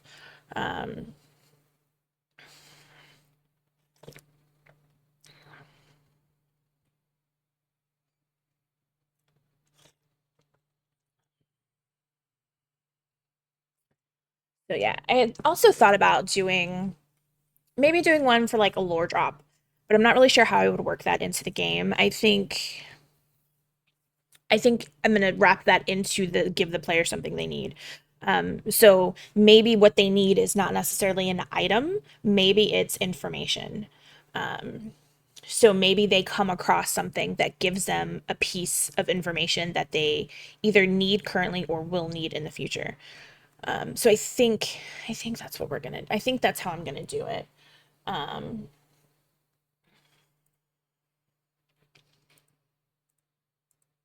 I think that's what we're gonna do because I do really like the idea of. I like the idea of viewer interaction, but I don't want it to be disruptive to the story that we're trying to tell. Um, all right, so that is 4 clues. What other? We're just gonna kind of play around with this now because now I'm curious. What other templates? So Chronicles, People, Geography, Game System, Society, do Bestiary. That could be fun. I do need to come up with um, the enemies that there. I have ideas for enemies in different places, which I'm super excited about. But I do need to come up with more of them. The longer that they're in the town, the worse the enemies are. So I need to come up with some of the more dangerous ones. Okay, I I need this one. PC list, so I know not to close that. Okay. All right, so I did Lori. Let's do, let's do, let's do the clinic, I think. So we have 2 people that live in the clinic, or they don't live in the clinic, they work at the clinic. Um, I'm gonna close that. I'm gonna close these. Um, so yeah, the clinic is here. 1, 2, 3, 4, 5, 6. They live in house 6, which is right here. Um, right. Let's do Danny. We're gonna do Danny Wilson first. Oh my goodness, can I please spell her name right? People, Okay, Danielle Wilson. We're gonna do Wilson, um, Danny, she, her. She lives in house 6 and alternates with the clinic. Um,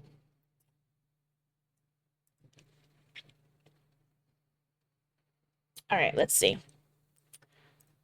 Danny is, we're gonna, she was a nurse.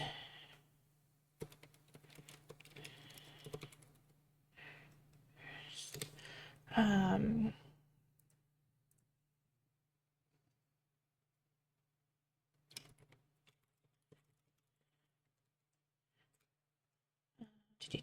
she is, let's see, she is, motherfucking 36 years old.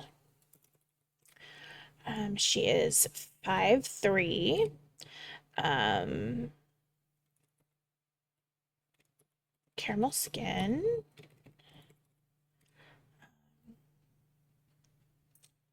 Hairstyles. Let's look at some 70s hairstyles.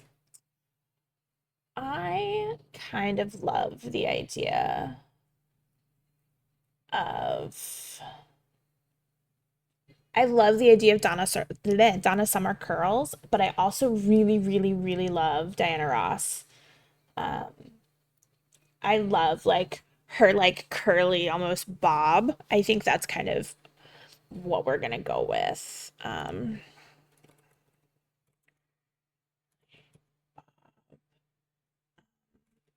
Pulls back when working, so it's not in her face because it is annoying to have longer hair when you do stuff like that. Um,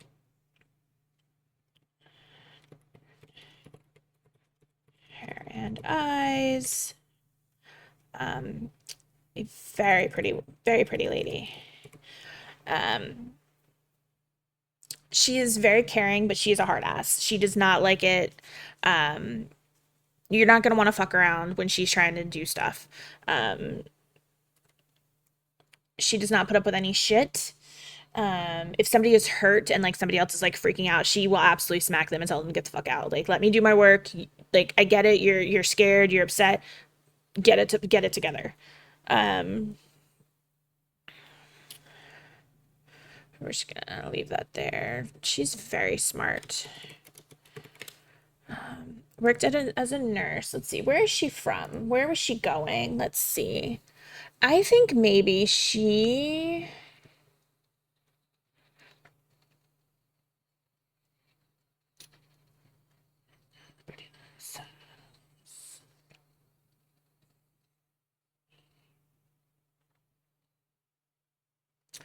I think she was going. I think she lived in.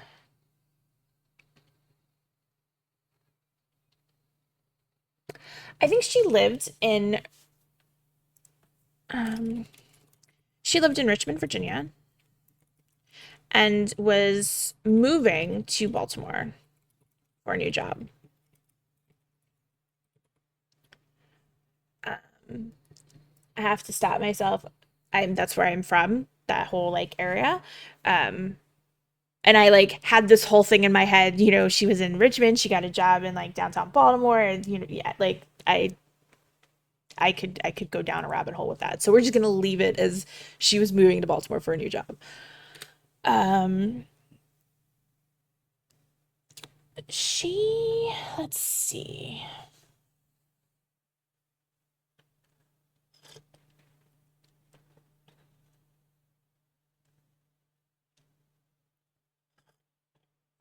I think she was married. I think she was married. I think her spouse was in the military and was deployed, and that's why she was by herself when she was moving.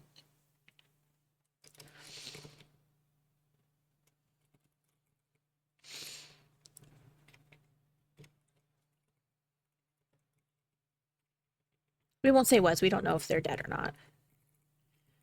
Military. So maybe it wasn't Richmond actually. Now that I say that, we're not going to say Richmond. They were living in Norfolk, Virginia. Um, they were living in Norfolk, Virginia, and they were moving to Baltimore for a new job. He's stationed in Virginia. Um, Again, I could go down like a deep fucking rabbit hole with this because that is where I'm from. Like, it is a very big military town. Um, so we're just gonna leave it at that because I could write something about this. Spouse was military but deployed, so she was moving alone, and they were going to meet her.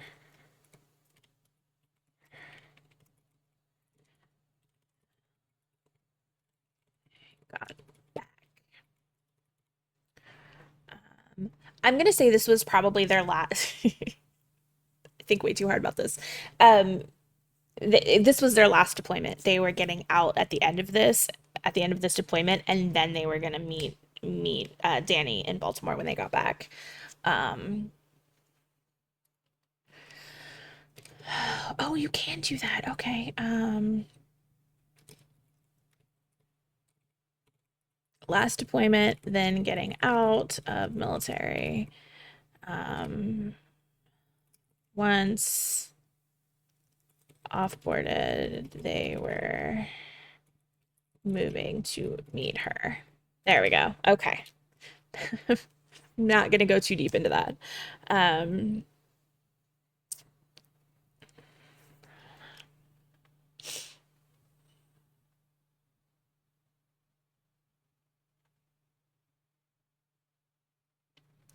I'm gonna say an ER nurse. Um, I'm gonna say she was an ER nurse, and specifically that because that means that she got to see a lot of different things. Um, which would help her here because you never know what's going to happen. And if she was an ER nurse, then she has a lot of varied experiences um, with illnesses and injuries and that sort of thing. So I think that's specifically why we're going to do an ER nurse for her. Um,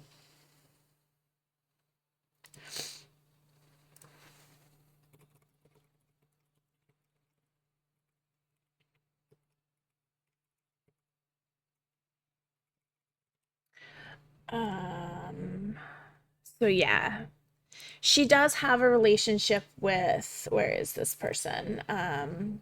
Jordan is the other person. Jordan is an EMT that runs the clinic with her.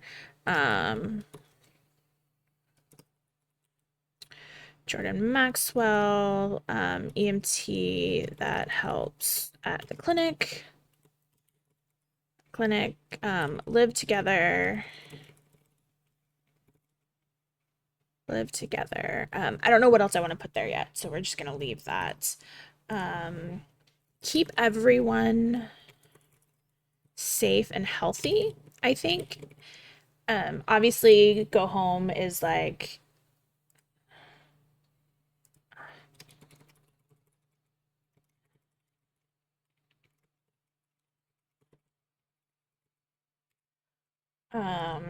keep everyone safe and healthy, find a way home. Um, get back to spouse. I have not decided if the spouse is male or female. I know this was 1975. Um,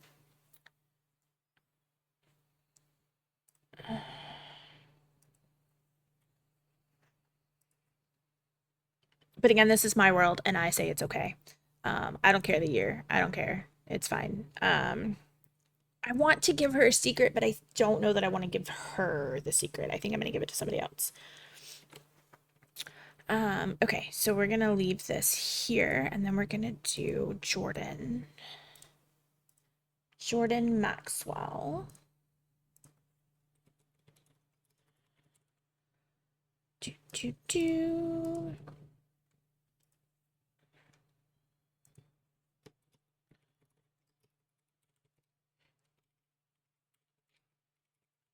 Sheer. I think it's, yeah. Um,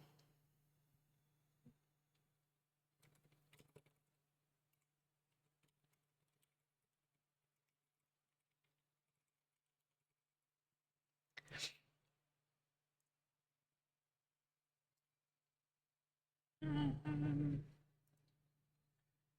let's see.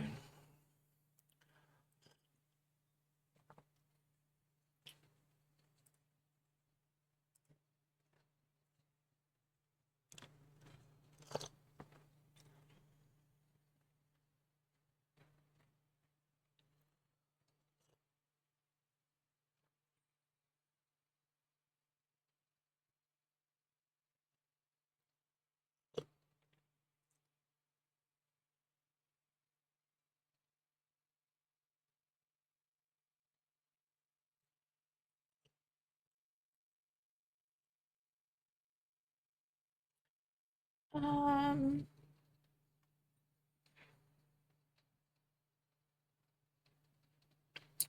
I think we're gonna give her, let's see, two. Let me do this. She's a paramedic. Um,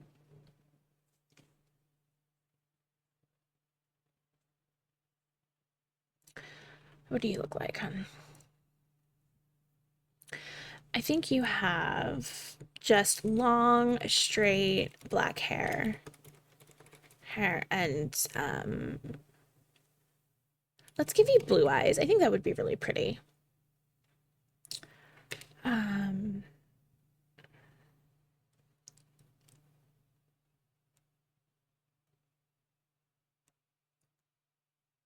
she is How old is she? How old is Danny? Danny was what, 30 something, 36? We're gonna put Jordan around that age. I think we're gonna do 34 years old for Jordan. Um,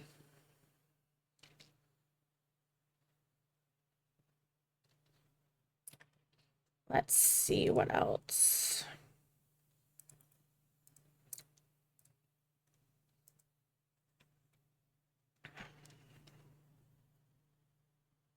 Trying to picture her in my head.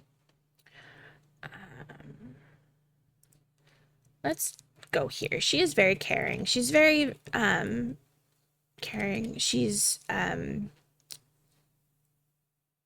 very sympathetic.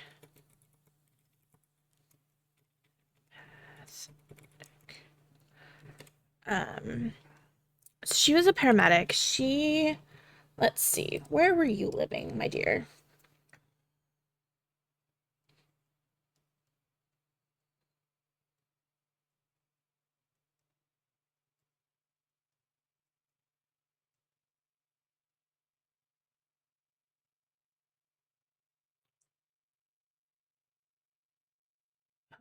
Dear, why do I do this to myself?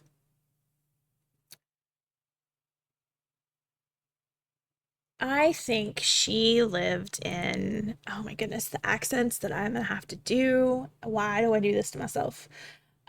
She lived in Bismarck, North Dakota, and she was traveling to,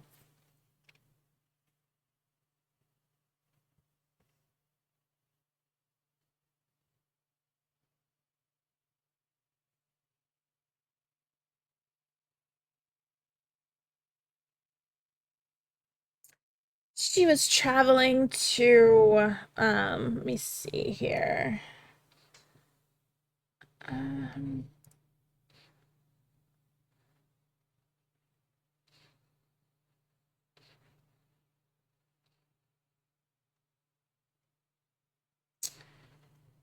Green Bay, Milwaukee.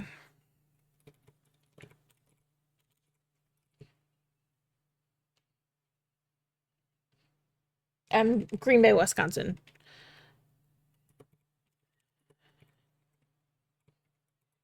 Sorry, I was thinking Wisconsin and I was looking at um, Milwaukee. Um, I think ad break ends in four, three, two, one. Welcome back. Okay, so we are building Jordan Maxwell. She is a paramedic that lives in House 6, and she alternates with the clinic. She's 34. She's very pretty. She's a little short. She's 5'2", long black hair, blue eyes, a very caring and sympathetic person. She lives in Bismarck, North Dakota, and she was traveling to Green Bay, Wisconsin. Um, hey, how are you?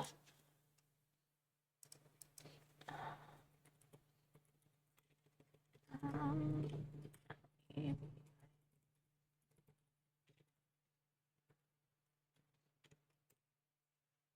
Yay, it worked. I think she was going to visit.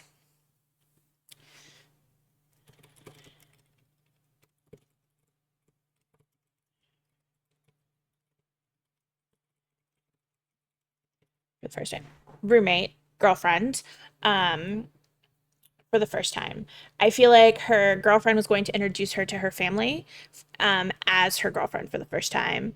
Um, her girlfriend was already there and she had to work a shift. She couldn't get out of it. So she was like, "You go ahead, I will meet you there." And then she ended up here. Um, is I think what's gonna happen. Oh, you're so welcome.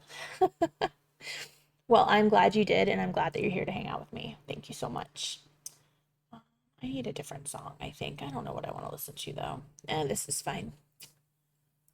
I am world building. I am creating so many NPCs for my next Call of Cthulhu game. And I'm testing the software out. It's in beta right now. It is Amsel Studios, or yeah, Amsel Studio. Um, there's two pieces to it. So this is lore, and then there's tome. Tome is where you actually write the story. It's where you kind of um, words. Um, you put the story together basically. And then this is the lore section, so you can do world building. You can create your characters. um, I have a template for my clues that the characters are going to be able to find. um, you can create like bestiary templates. You can create, if it's a new game system, you can create a game system template, and you can kind of plot out your game system. Your society, if it's a new world, you can kind of create this whole society in this lore section, which is really kind of cool. So I'm just kind of playing around with it. I kickstarted it, and I got in because I kickstarted it at the level that I did. I was able to get into the beta testing. And I have to tell you, I have done some beta tests before. The people that are working on this were fucking on point. They spent like 3 days from the moment the beta was released. I don't even think they slept. They were responding to people in Discord for like 3 days straight. They were working on things. There were so many goddamn updates for those first 3 days, like with them trying to make sure that people could at least get into it. Um, there were so many updates. I think the first day we were up to what was the first day of the launcher? Um, yeah, they did. It started at version like 1 dot or 0.1. They put out 7 updates for the launcher alone the first day because they were constantly trying to make sure that people could get into the software. And while they were working on these fixes, the community has been really great too because somebody found a workaround. So like I could open the launcher, but I couldn't open the tome or the lore, or I could open one of them and not the other. So like one of the community members found a workaround that you could still open it without the launcher, and they were like people were helping each other out so that people could try it out. It was a really great, like even with all of the bugs and all of the things that they had to fix, it was a really great launch, and I really appreciate it when devs are that responsive. And I mean, it wasn't even that they were like fixing things like constantly. They were interacting with you on Discord. If you put in a bug, like a ticket on Discord for a bug, they were there asking you questions. They were there trying to get more information from you, which I really, really appreciate. But yeah, so right now we are creating Jordan. I have an idea for Jordan. I do too. I love that so much. I don't mind for like especially beta releases. I don't mind bugs. I know that that's going to be part of it. I know that's the point, is to find the bugs so that they can fix them. I don't mind a really hard beta release. Like to me that's expected. I really appreciate it though when there are all of those issues. I appreciate it when the devs are there like, okay, cool. We're here. We know we're working. Like I appreciate that communication. I would be more annoyed with a lot of bugs if I wasn't getting that communication from the people trying to fix it. So yeah, I have an idea for Jordan, but I'm not really sure. I'm not sure if it's gonna work. Um, I'm gonna put it in here for now, and then if it's going to be a trigger for any of my players once the casting call goes out, if it's gonna be a trigger, I will take it out. Um, Danny Wilson works clinic, um, lives together. Their goal is to keep people healthy, find a way home.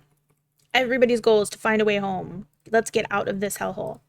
I think her secret is that she secretly has a drug problem. Um,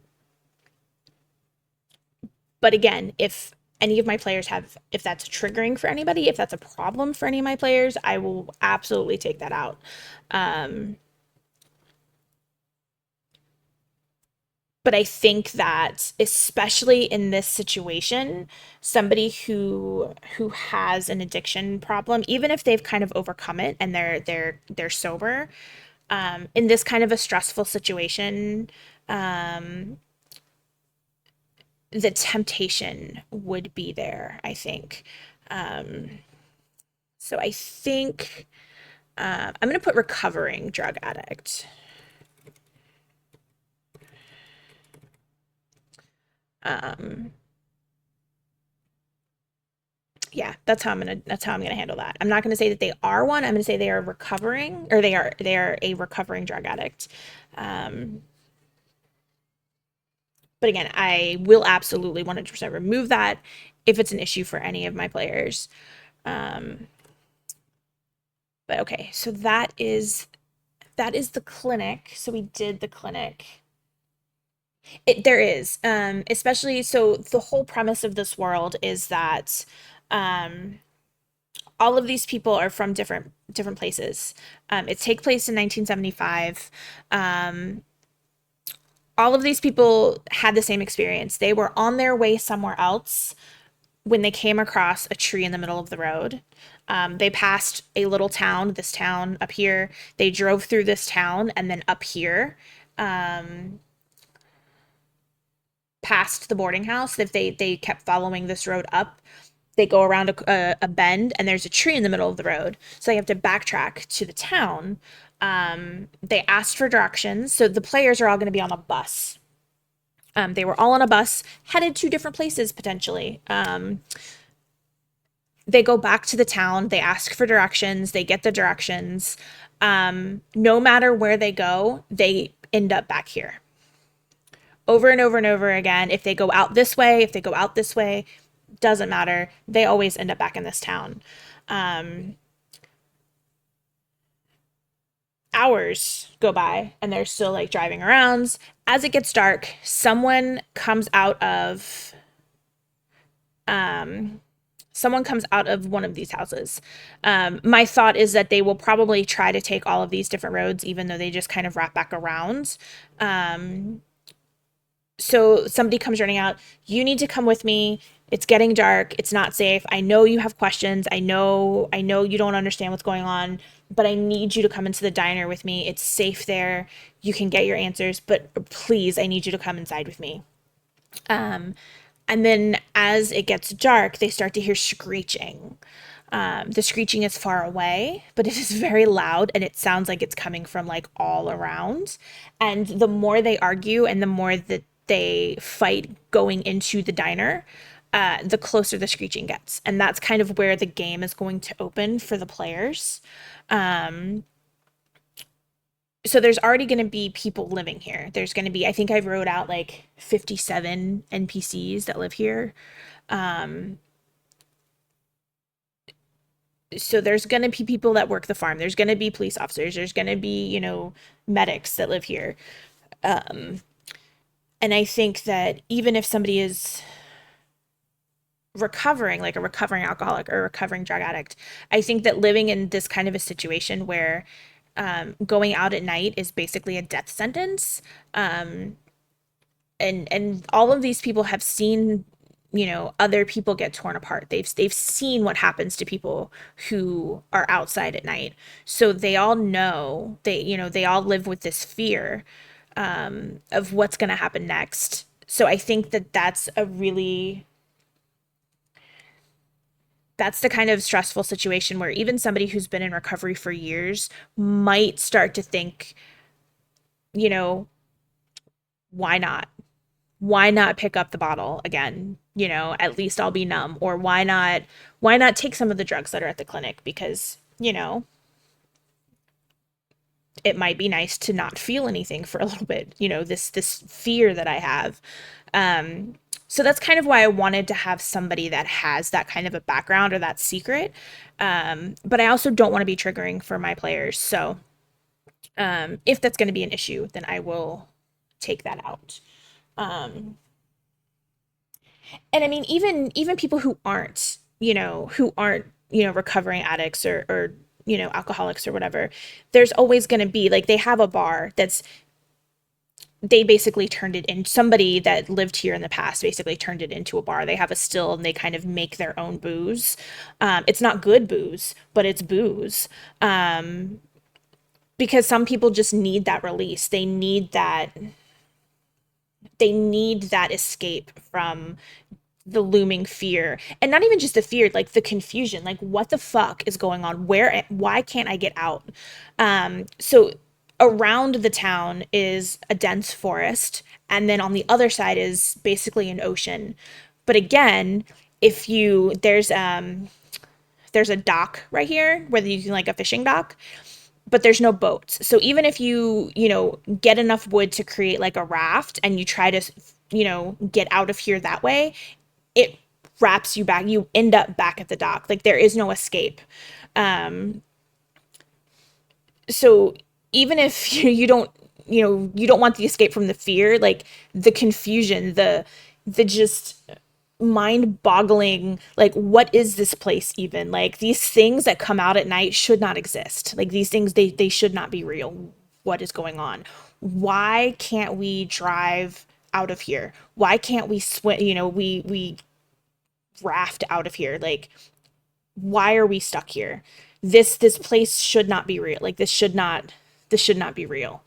So some people just need that. They need an escape from that. They need that release. They need a few minutes to just be numb and not feel any of it. So that's kind of why I put like the bar there, because somebody is gonna think I want booze. I need something. So that's why that is there. Yeah, I don't want to trigger people. The bar is going to remain. There's going to be the bar. There's going to be the homemade booze. But if that is like the alcoholism is triggering for people, I will make sure that there's not a lot for the players there. So if anybody can't do that, they don't have to. And then like the little things like the NPC quirks, like if it's triggering for people, it's something easy that I can take out. It's just there for flavor for the most part. If it's not triggering for people and I leave it in, it could make for some really good role play. Maybe somebody recognizes that this person is struggling and they try to help them, or maybe they see them, you know, in the process of getting high, and that role play, that moment is could be really really good and really really poignant, and I really like that, which is why I want it to be there if it's okay with people. But that's something that I'll talk about with the players on session zero, like what are the lines here, because I don't want to go, especially in a horror scenario like this. There's the potential to really go overboard with it, and I don't want to do anything that's gonna be distressing for somebody.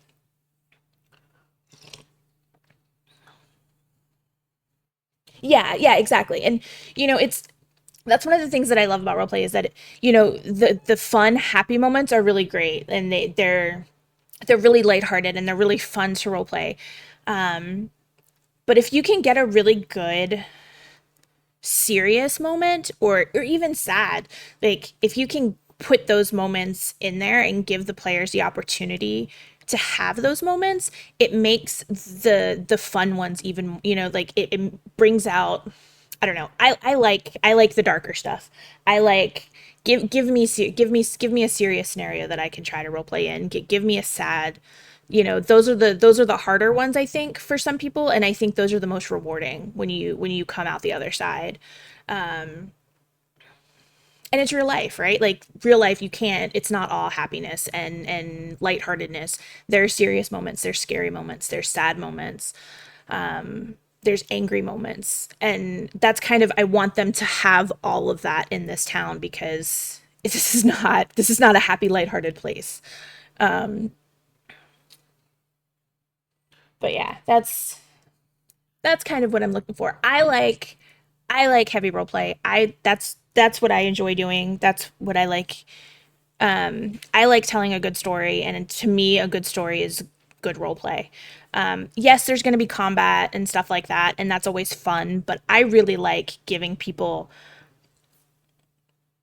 conflict or just moments where they can interact with each other and like NPCs and stuff like that. That's what I really like. All right, so we got the clinic out of the way. We are chugging along. All right, so we did this. Oops, sorry. We did the seamstress. We did we did the police station. We did the diner. We did the clinic. So I still need to do the farm.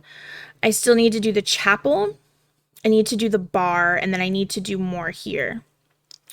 The library. I think what I'm gonna do with the library is I don't think anybody's gonna actually work there.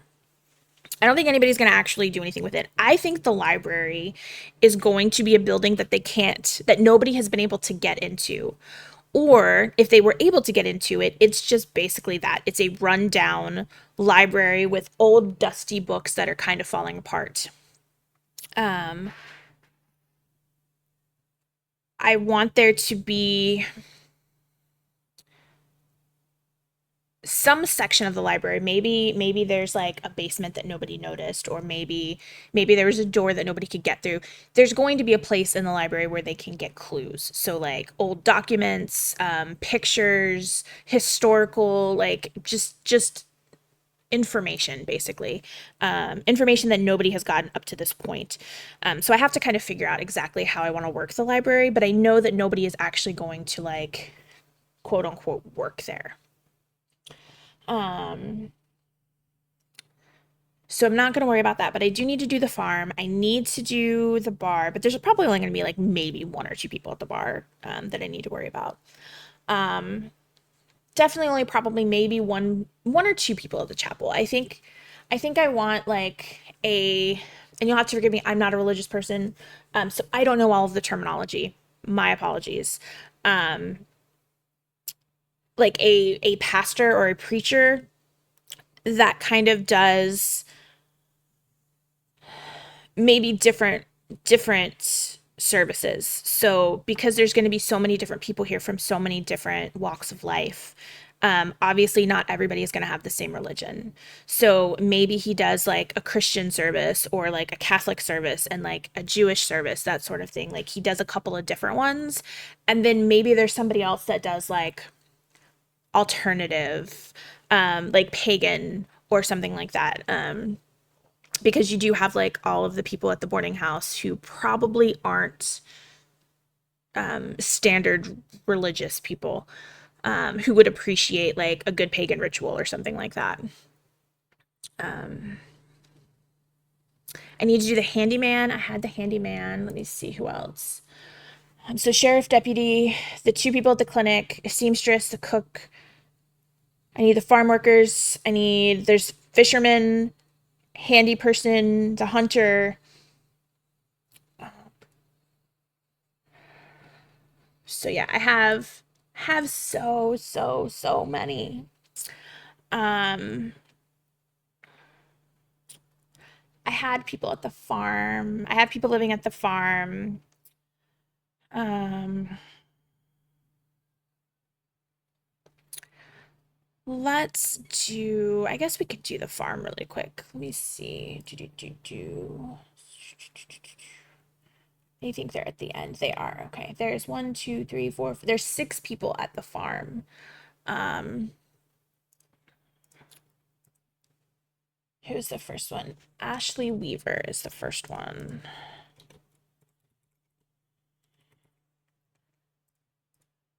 Okay. Ashley Weaver.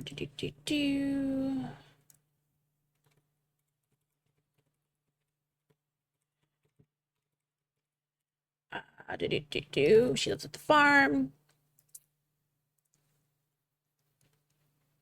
A lot of these descriptions, so I'm going to get access to an art database that I will be able to use for like my NPCs and stuff like that. Um, so a lot of these descriptions will probably change based on the art that I find. Um, this is just kind of a general, like, let me see this person in my head for the most part. Um,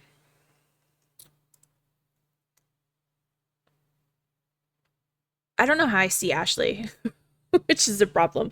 I think she's older though. I think maybe she's like 55. Um, I need a map. Where's my map? I think she is from.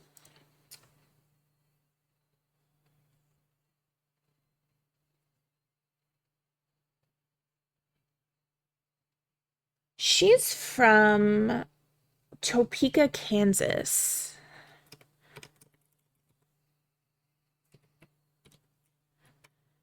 Kansas. And she was traveling to.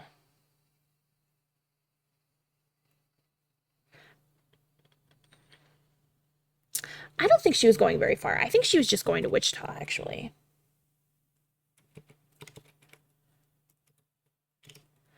Um, Maybe she was going to. I think she actually worked on a farm. I think that maybe she owned a farm. Um,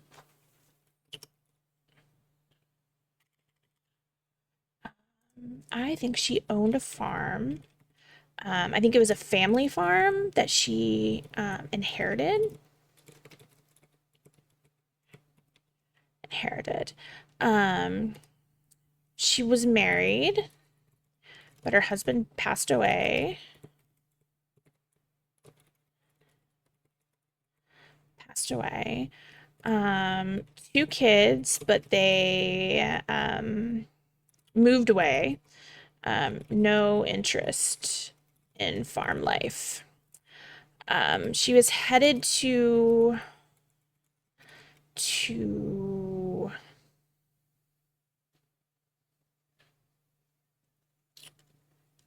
maybe she was on her way to Wichita to maybe she was looking for some new animals, and she was headed there to meet with somebody to get to look at some. Maybe she needed she was going to get a new horse, and she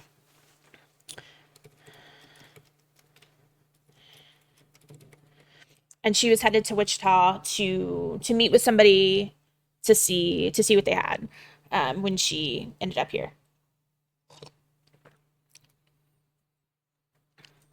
I think that is what she did.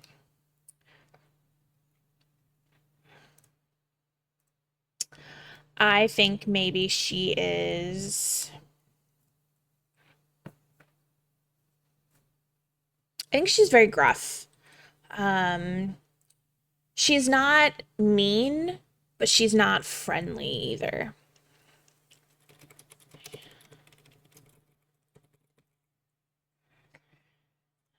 especially with new people.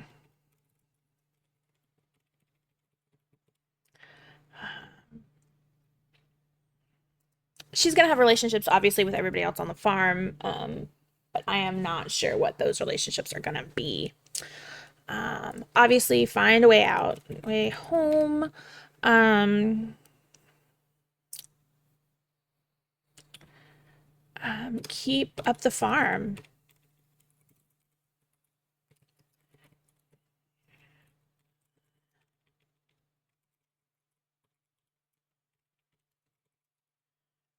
Um,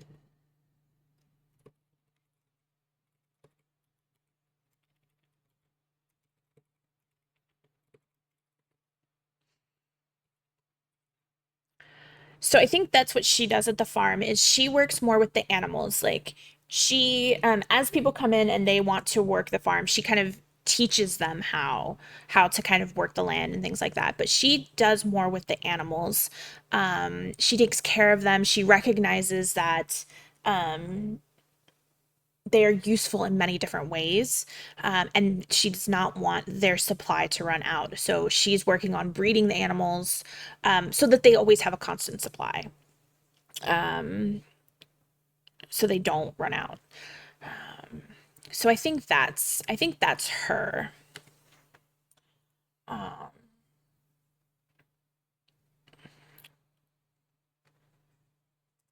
see who is the next one? Who do I have next?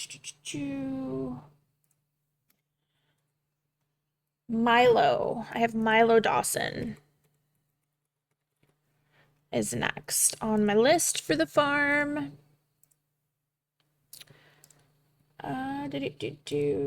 Where are you? Say,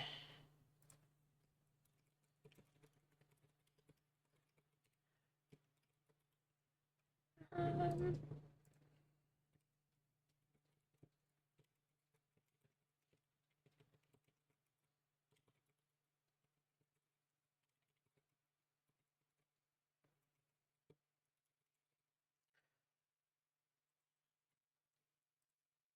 so I think maybe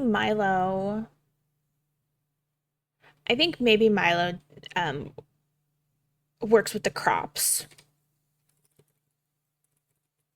is what his role is the on the farm.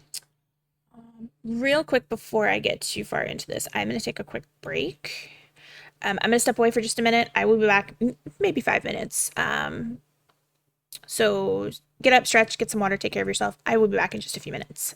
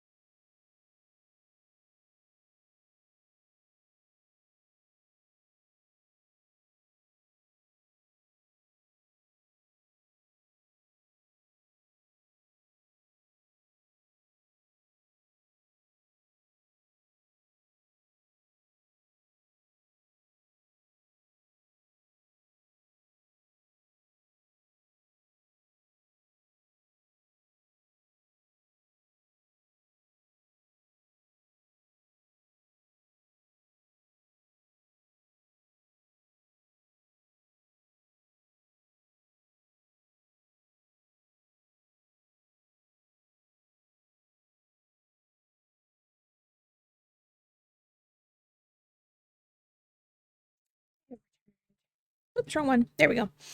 Sorry about that. I'm trying to do better at taking care of myself while I'm doing this. So, like, taking a quick break so that I can have a nibble, and things like that. All right, so we're doing Milo. All right, let's see. Where's Milo from?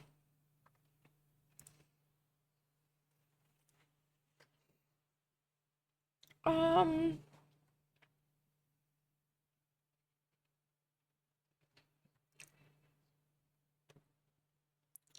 maybe he's from. We have somebody from San Diego already. Maybe he is from. I'm trying. I'm really bad at it. I'm really, really bad at it. But I'm trying to do better. Um,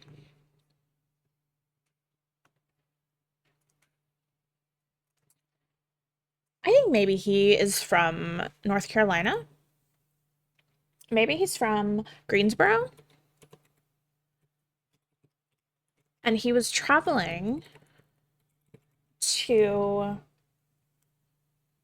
um,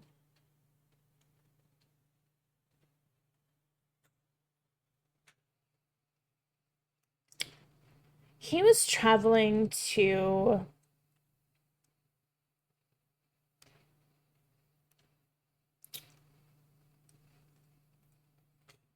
Kentucky. He was traveling to Frankfort, Kentucky. I'm not sure why yet. I don't know. We'll figure that out. I don't know necessarily know that it's important. It's important to me. I need to know, so I will figure it out. Um,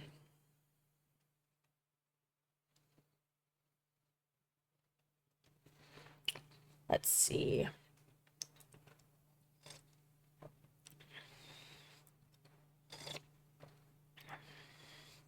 I think maybe he has like a very cringy personality. Like he's not he's not like super creepy necessarily, but you don't want to be alone with him. Like you don't necessarily think he's gonna hurt you. He's just cringy and it makes you uncomfortable. I think is what we're gonna do.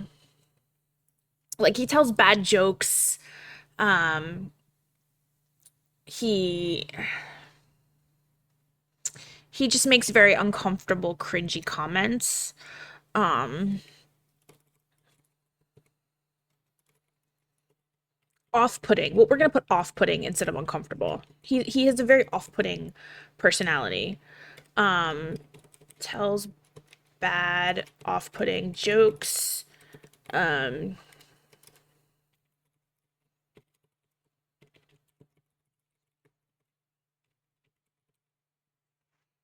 um,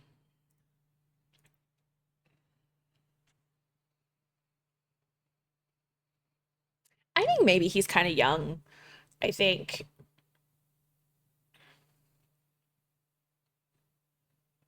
I think maybe he's like 26.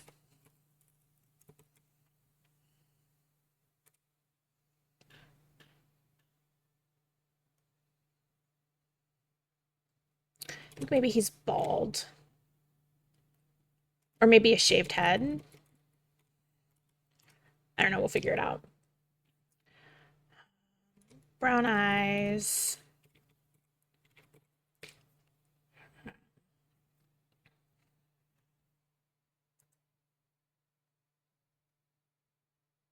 Maybe he was going to Kentucky to visit someone. Maybe he was going to Kentucky to like visit his um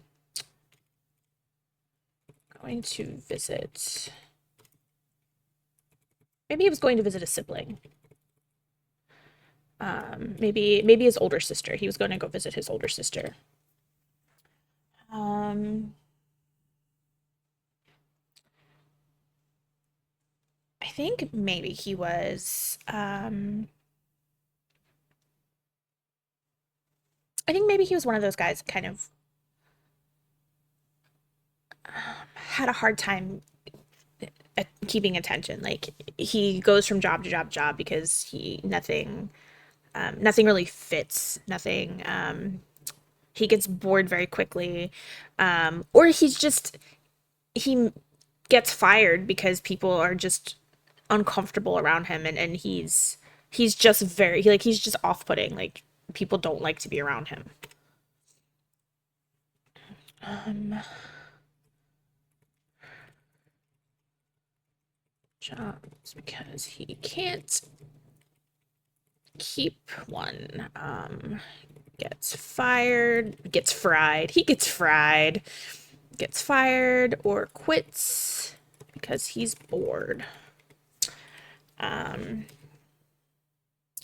I don't think he's in a relationship. I think he's honestly like he's just one of those guys that he thinks he's like top tier and he doesn't realize how bad he comes off.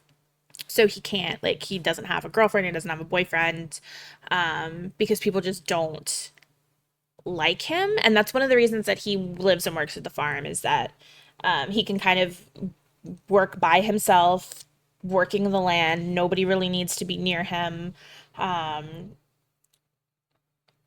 People can kind of stay away from him. So I think maybe that's why he's there. Um, Find a way home.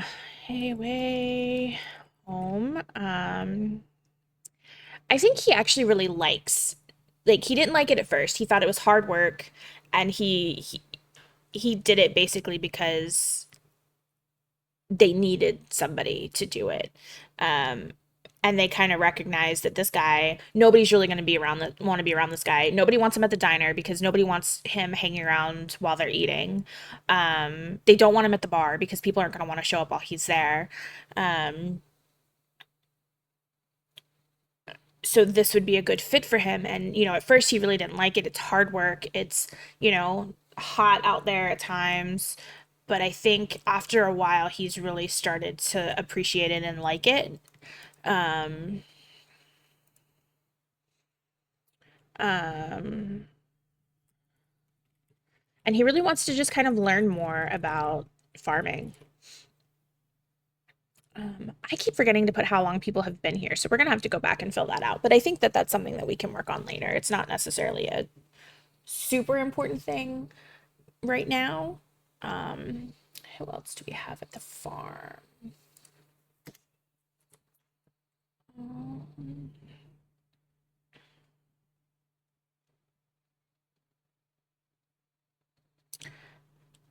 Um, I wanted to do something. Sorry. And again, I apologize. My brain, like, when I'm doing this, um, bounces around a lot. Um, we're gonna make a bestiary template for all of my enemies, I think. Um, we're just gonna call them enemies, if I can spell, because I'm not really sure what I want to call it. Do I want pictures? I really do kind of want pictures, but then again, I don't really want pictures because I don't know what they're gonna look like. So we're gonna put that there.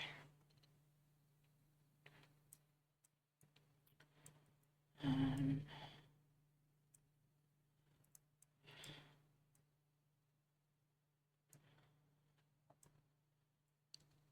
I'm gonna move this stuff. Well, I'm gonna move this stuff around in a minute. Let me see.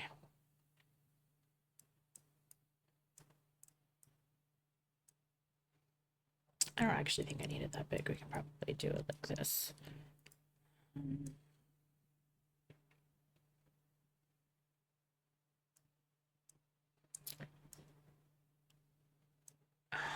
All right, so we have like the title, the name of the enemy, description of the enemy. We need one for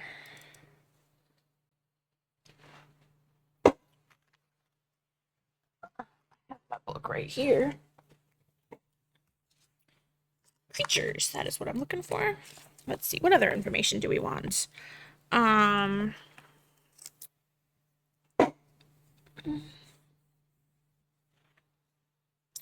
maybe the background.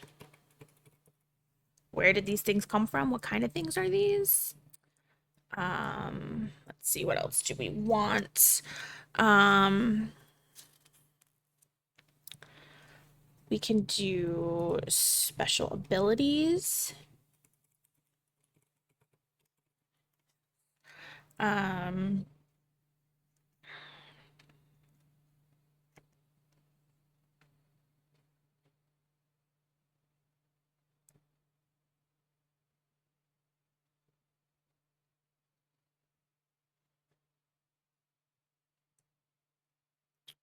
I don't think these need to be like super big, but I can always change them later if I need to. Special abilities. I actually think I want to swap these. We're going to do background here. We're going to do the description here. Special abilities. Um,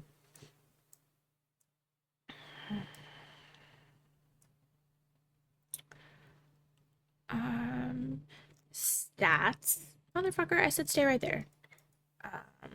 Stats is important to do, and actually we're gonna um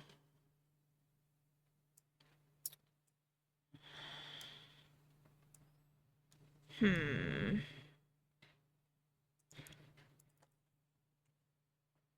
I actually don't need that. I don't need that either. Um, let's do, hold on. Let me do a thing. Kind of want this to be like maybe like that. And do I might actually need to bring it out just a little. That might be too big. We'll see. We're gonna play around with it in a minute and we'll see. We'll see if I want it bigger or smaller.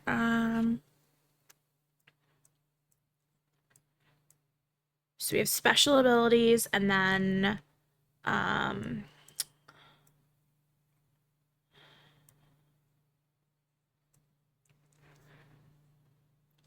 I actually don't think I need this big though. I think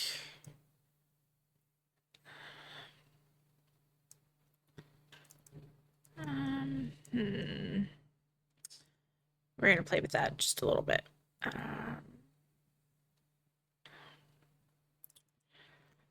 Abilities. We need attacks. Um,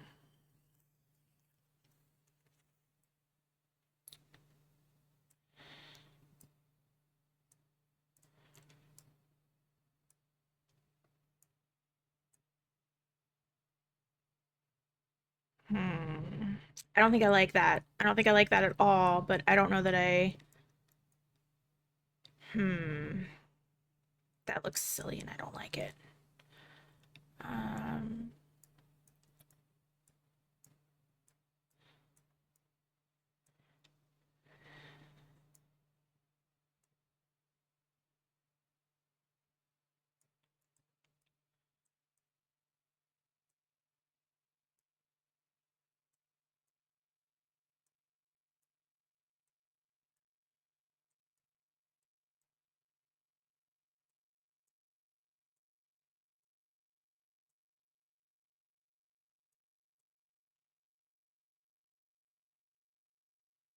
hmm.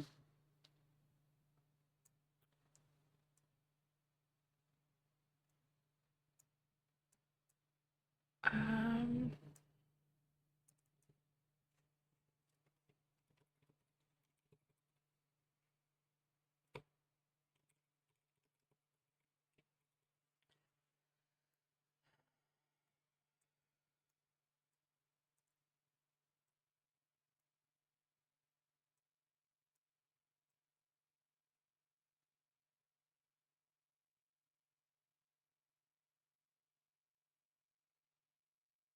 mm.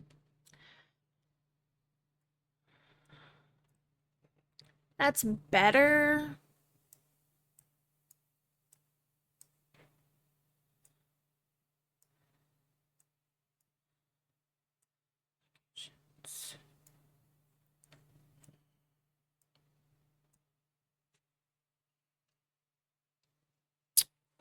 We're gonna keep that for now, but I think we might change that around. I'm not sure if I like that.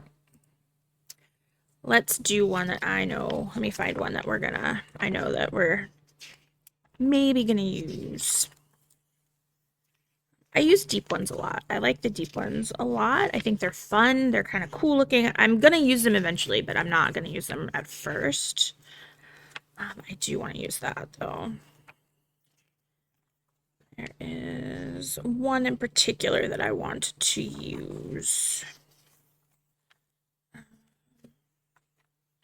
Because I kind of want to start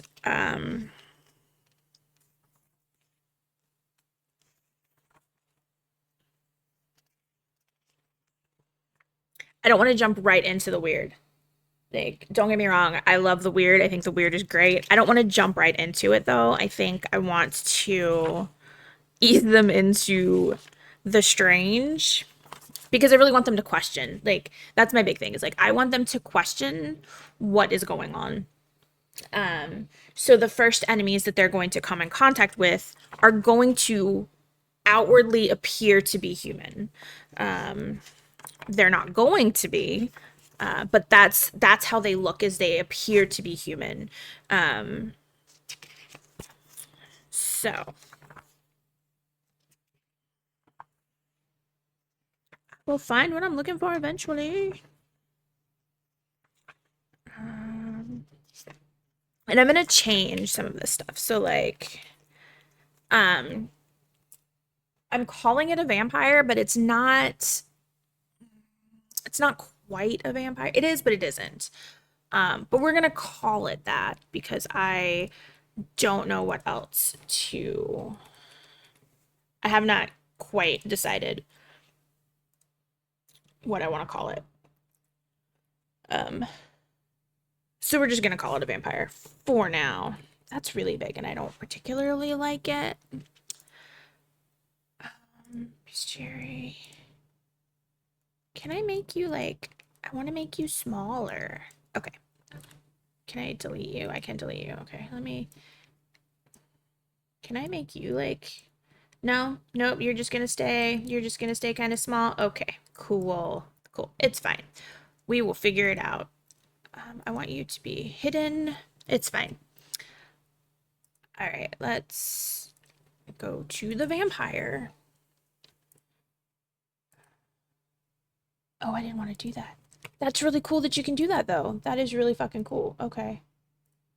Maybe we'll just do bold vampire. I kind of want to, can I just like bring you down a bit? Let's just put you there.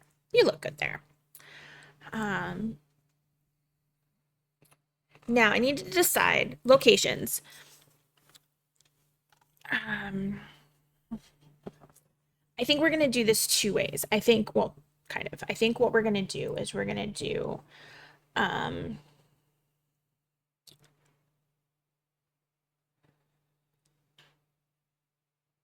do I want to word this? So we're going to do where they're found when they're not attacking people. So like where they live, basically.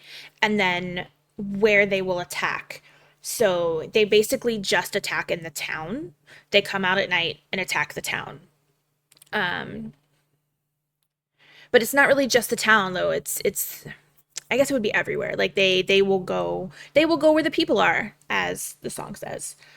Um live so they're gonna live underground in the caves. Cave system.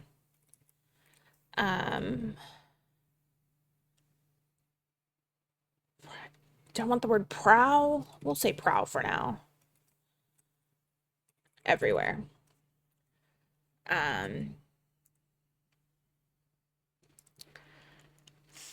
see. Yeah, so they have a vampire in the book, but I'm gonna go off of like the stats and stuff, I think. But I'm not gonna go off the picture and I'm not gonna necessarily go off of I'm not gonna take all of the stuff that they give me. Because I don't like any of this. It doesn't fit what I want. So we're gonna do the stats. We're gonna do the same stats, I think, though. Um,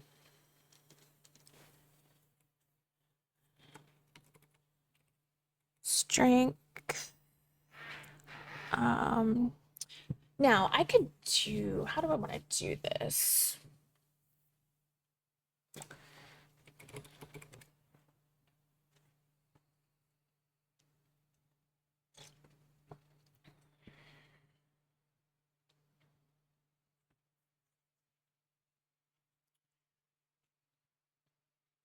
We could roll for this right now. Like we could roll their stats. Or I could just take like the average stats.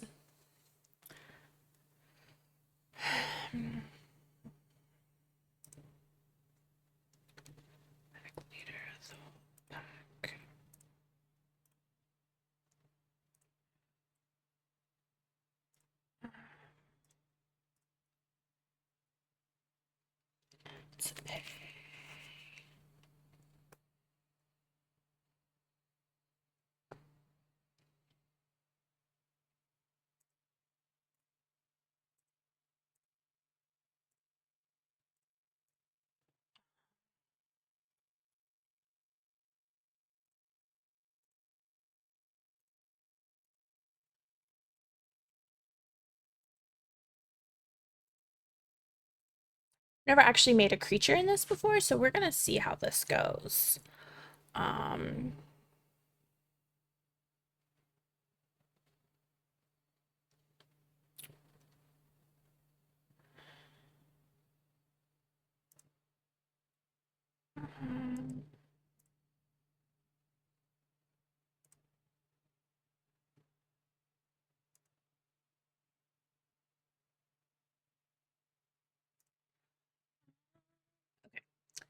so I think what we're gonna do is I have what we roll for this. So I think we're gonna roll for these stats. Fuck it. So we're gonna roll 3d6 times 10. Is that gonna roll right? Are you gonna give me the right number? 3d6 times 140. Okay.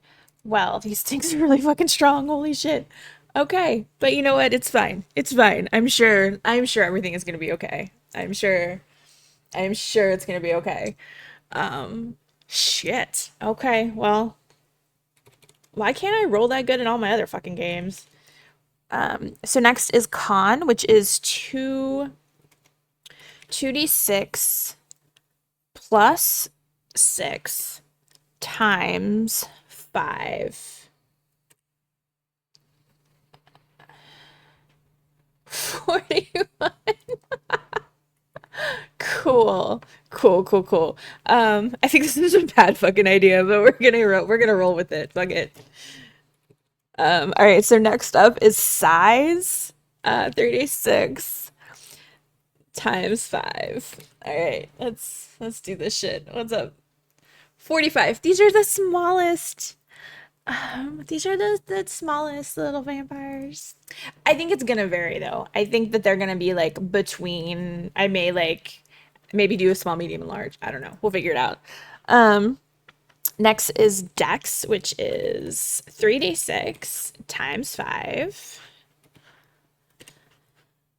How dexterous are you? 45. Oh my gosh. These are like the worst vampires ever.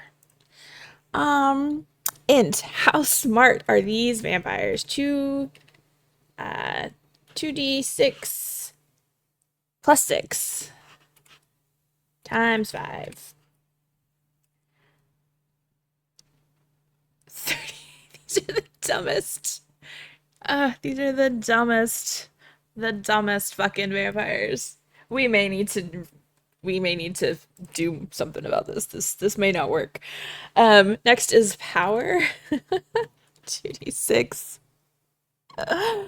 plus 6 times 5. This may not work. We may actually need to fuck with this a little bit. Okay. Okay. Yeah, this might not work very much. We may actually just need to take the averages because this is not gonna work very well. Yeah, we're gonna take the average for this because this is not. So 105 Con is 65. Size is 50. Dex is 50.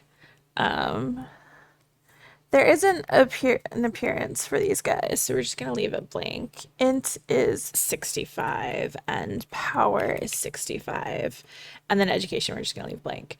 So they have 11 hit points, they have 13 magic points, they have 65 sanity, which really isn't gonna be that.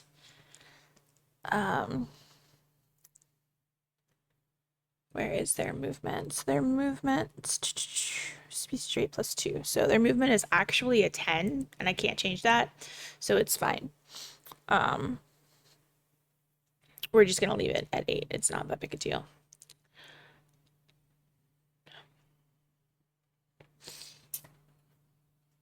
You're supposed to be sleeping, by the way.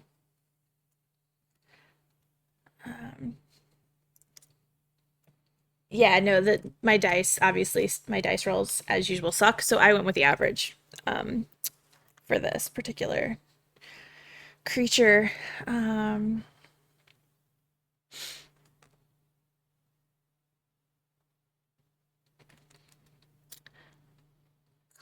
skills notes.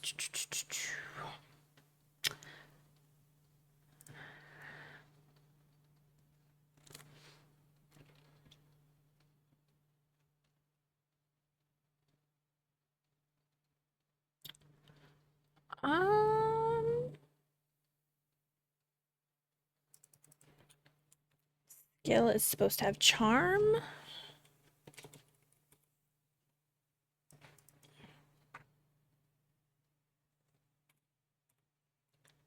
I don't actually, let me see.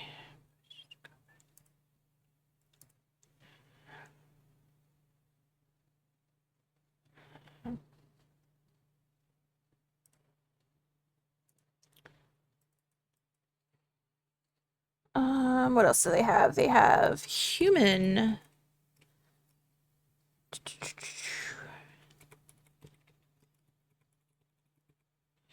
Psychology, and they have 60 in that.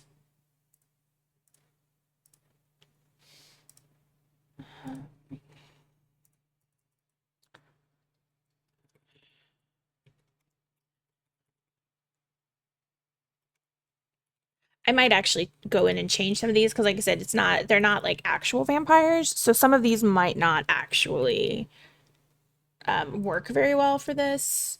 But I'm gonna go ahead and just load it up now and we'll figure it out later once I figure out what their actual stuff is. Because like they're not stealthy, they don't give a shit. Their entire purpose is to wander around town and try to coax people out. So instead of stealth, I might do a charm. Actually, charm is probably the best thing to use for that. But we're gonna figure it out. I'm not sure what we're gonna do yet, but it'll be fine. What time is it?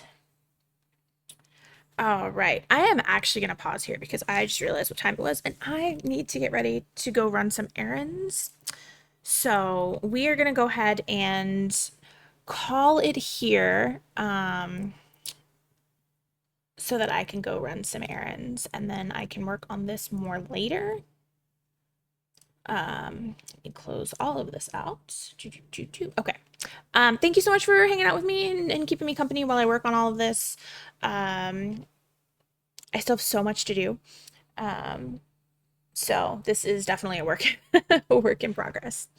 But I appreciate you hanging out with me. I had fun. I hope you had fun. Let's see. I'm gonna see if I can raid somebody. I don't know who is streaming. Let's see here. Thank you. I appreciate you hanging out with me. Let's see.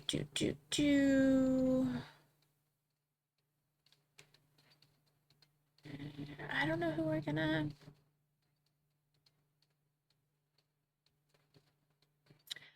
We are gonna go raid. We're gonna go raid Fernwich. Um, they're the person who started the Sword and Potion team that I'm on. They're amazing. They just hit Twitch partner, which is super exciting. They are playing Palia. So we are gonna go raid her.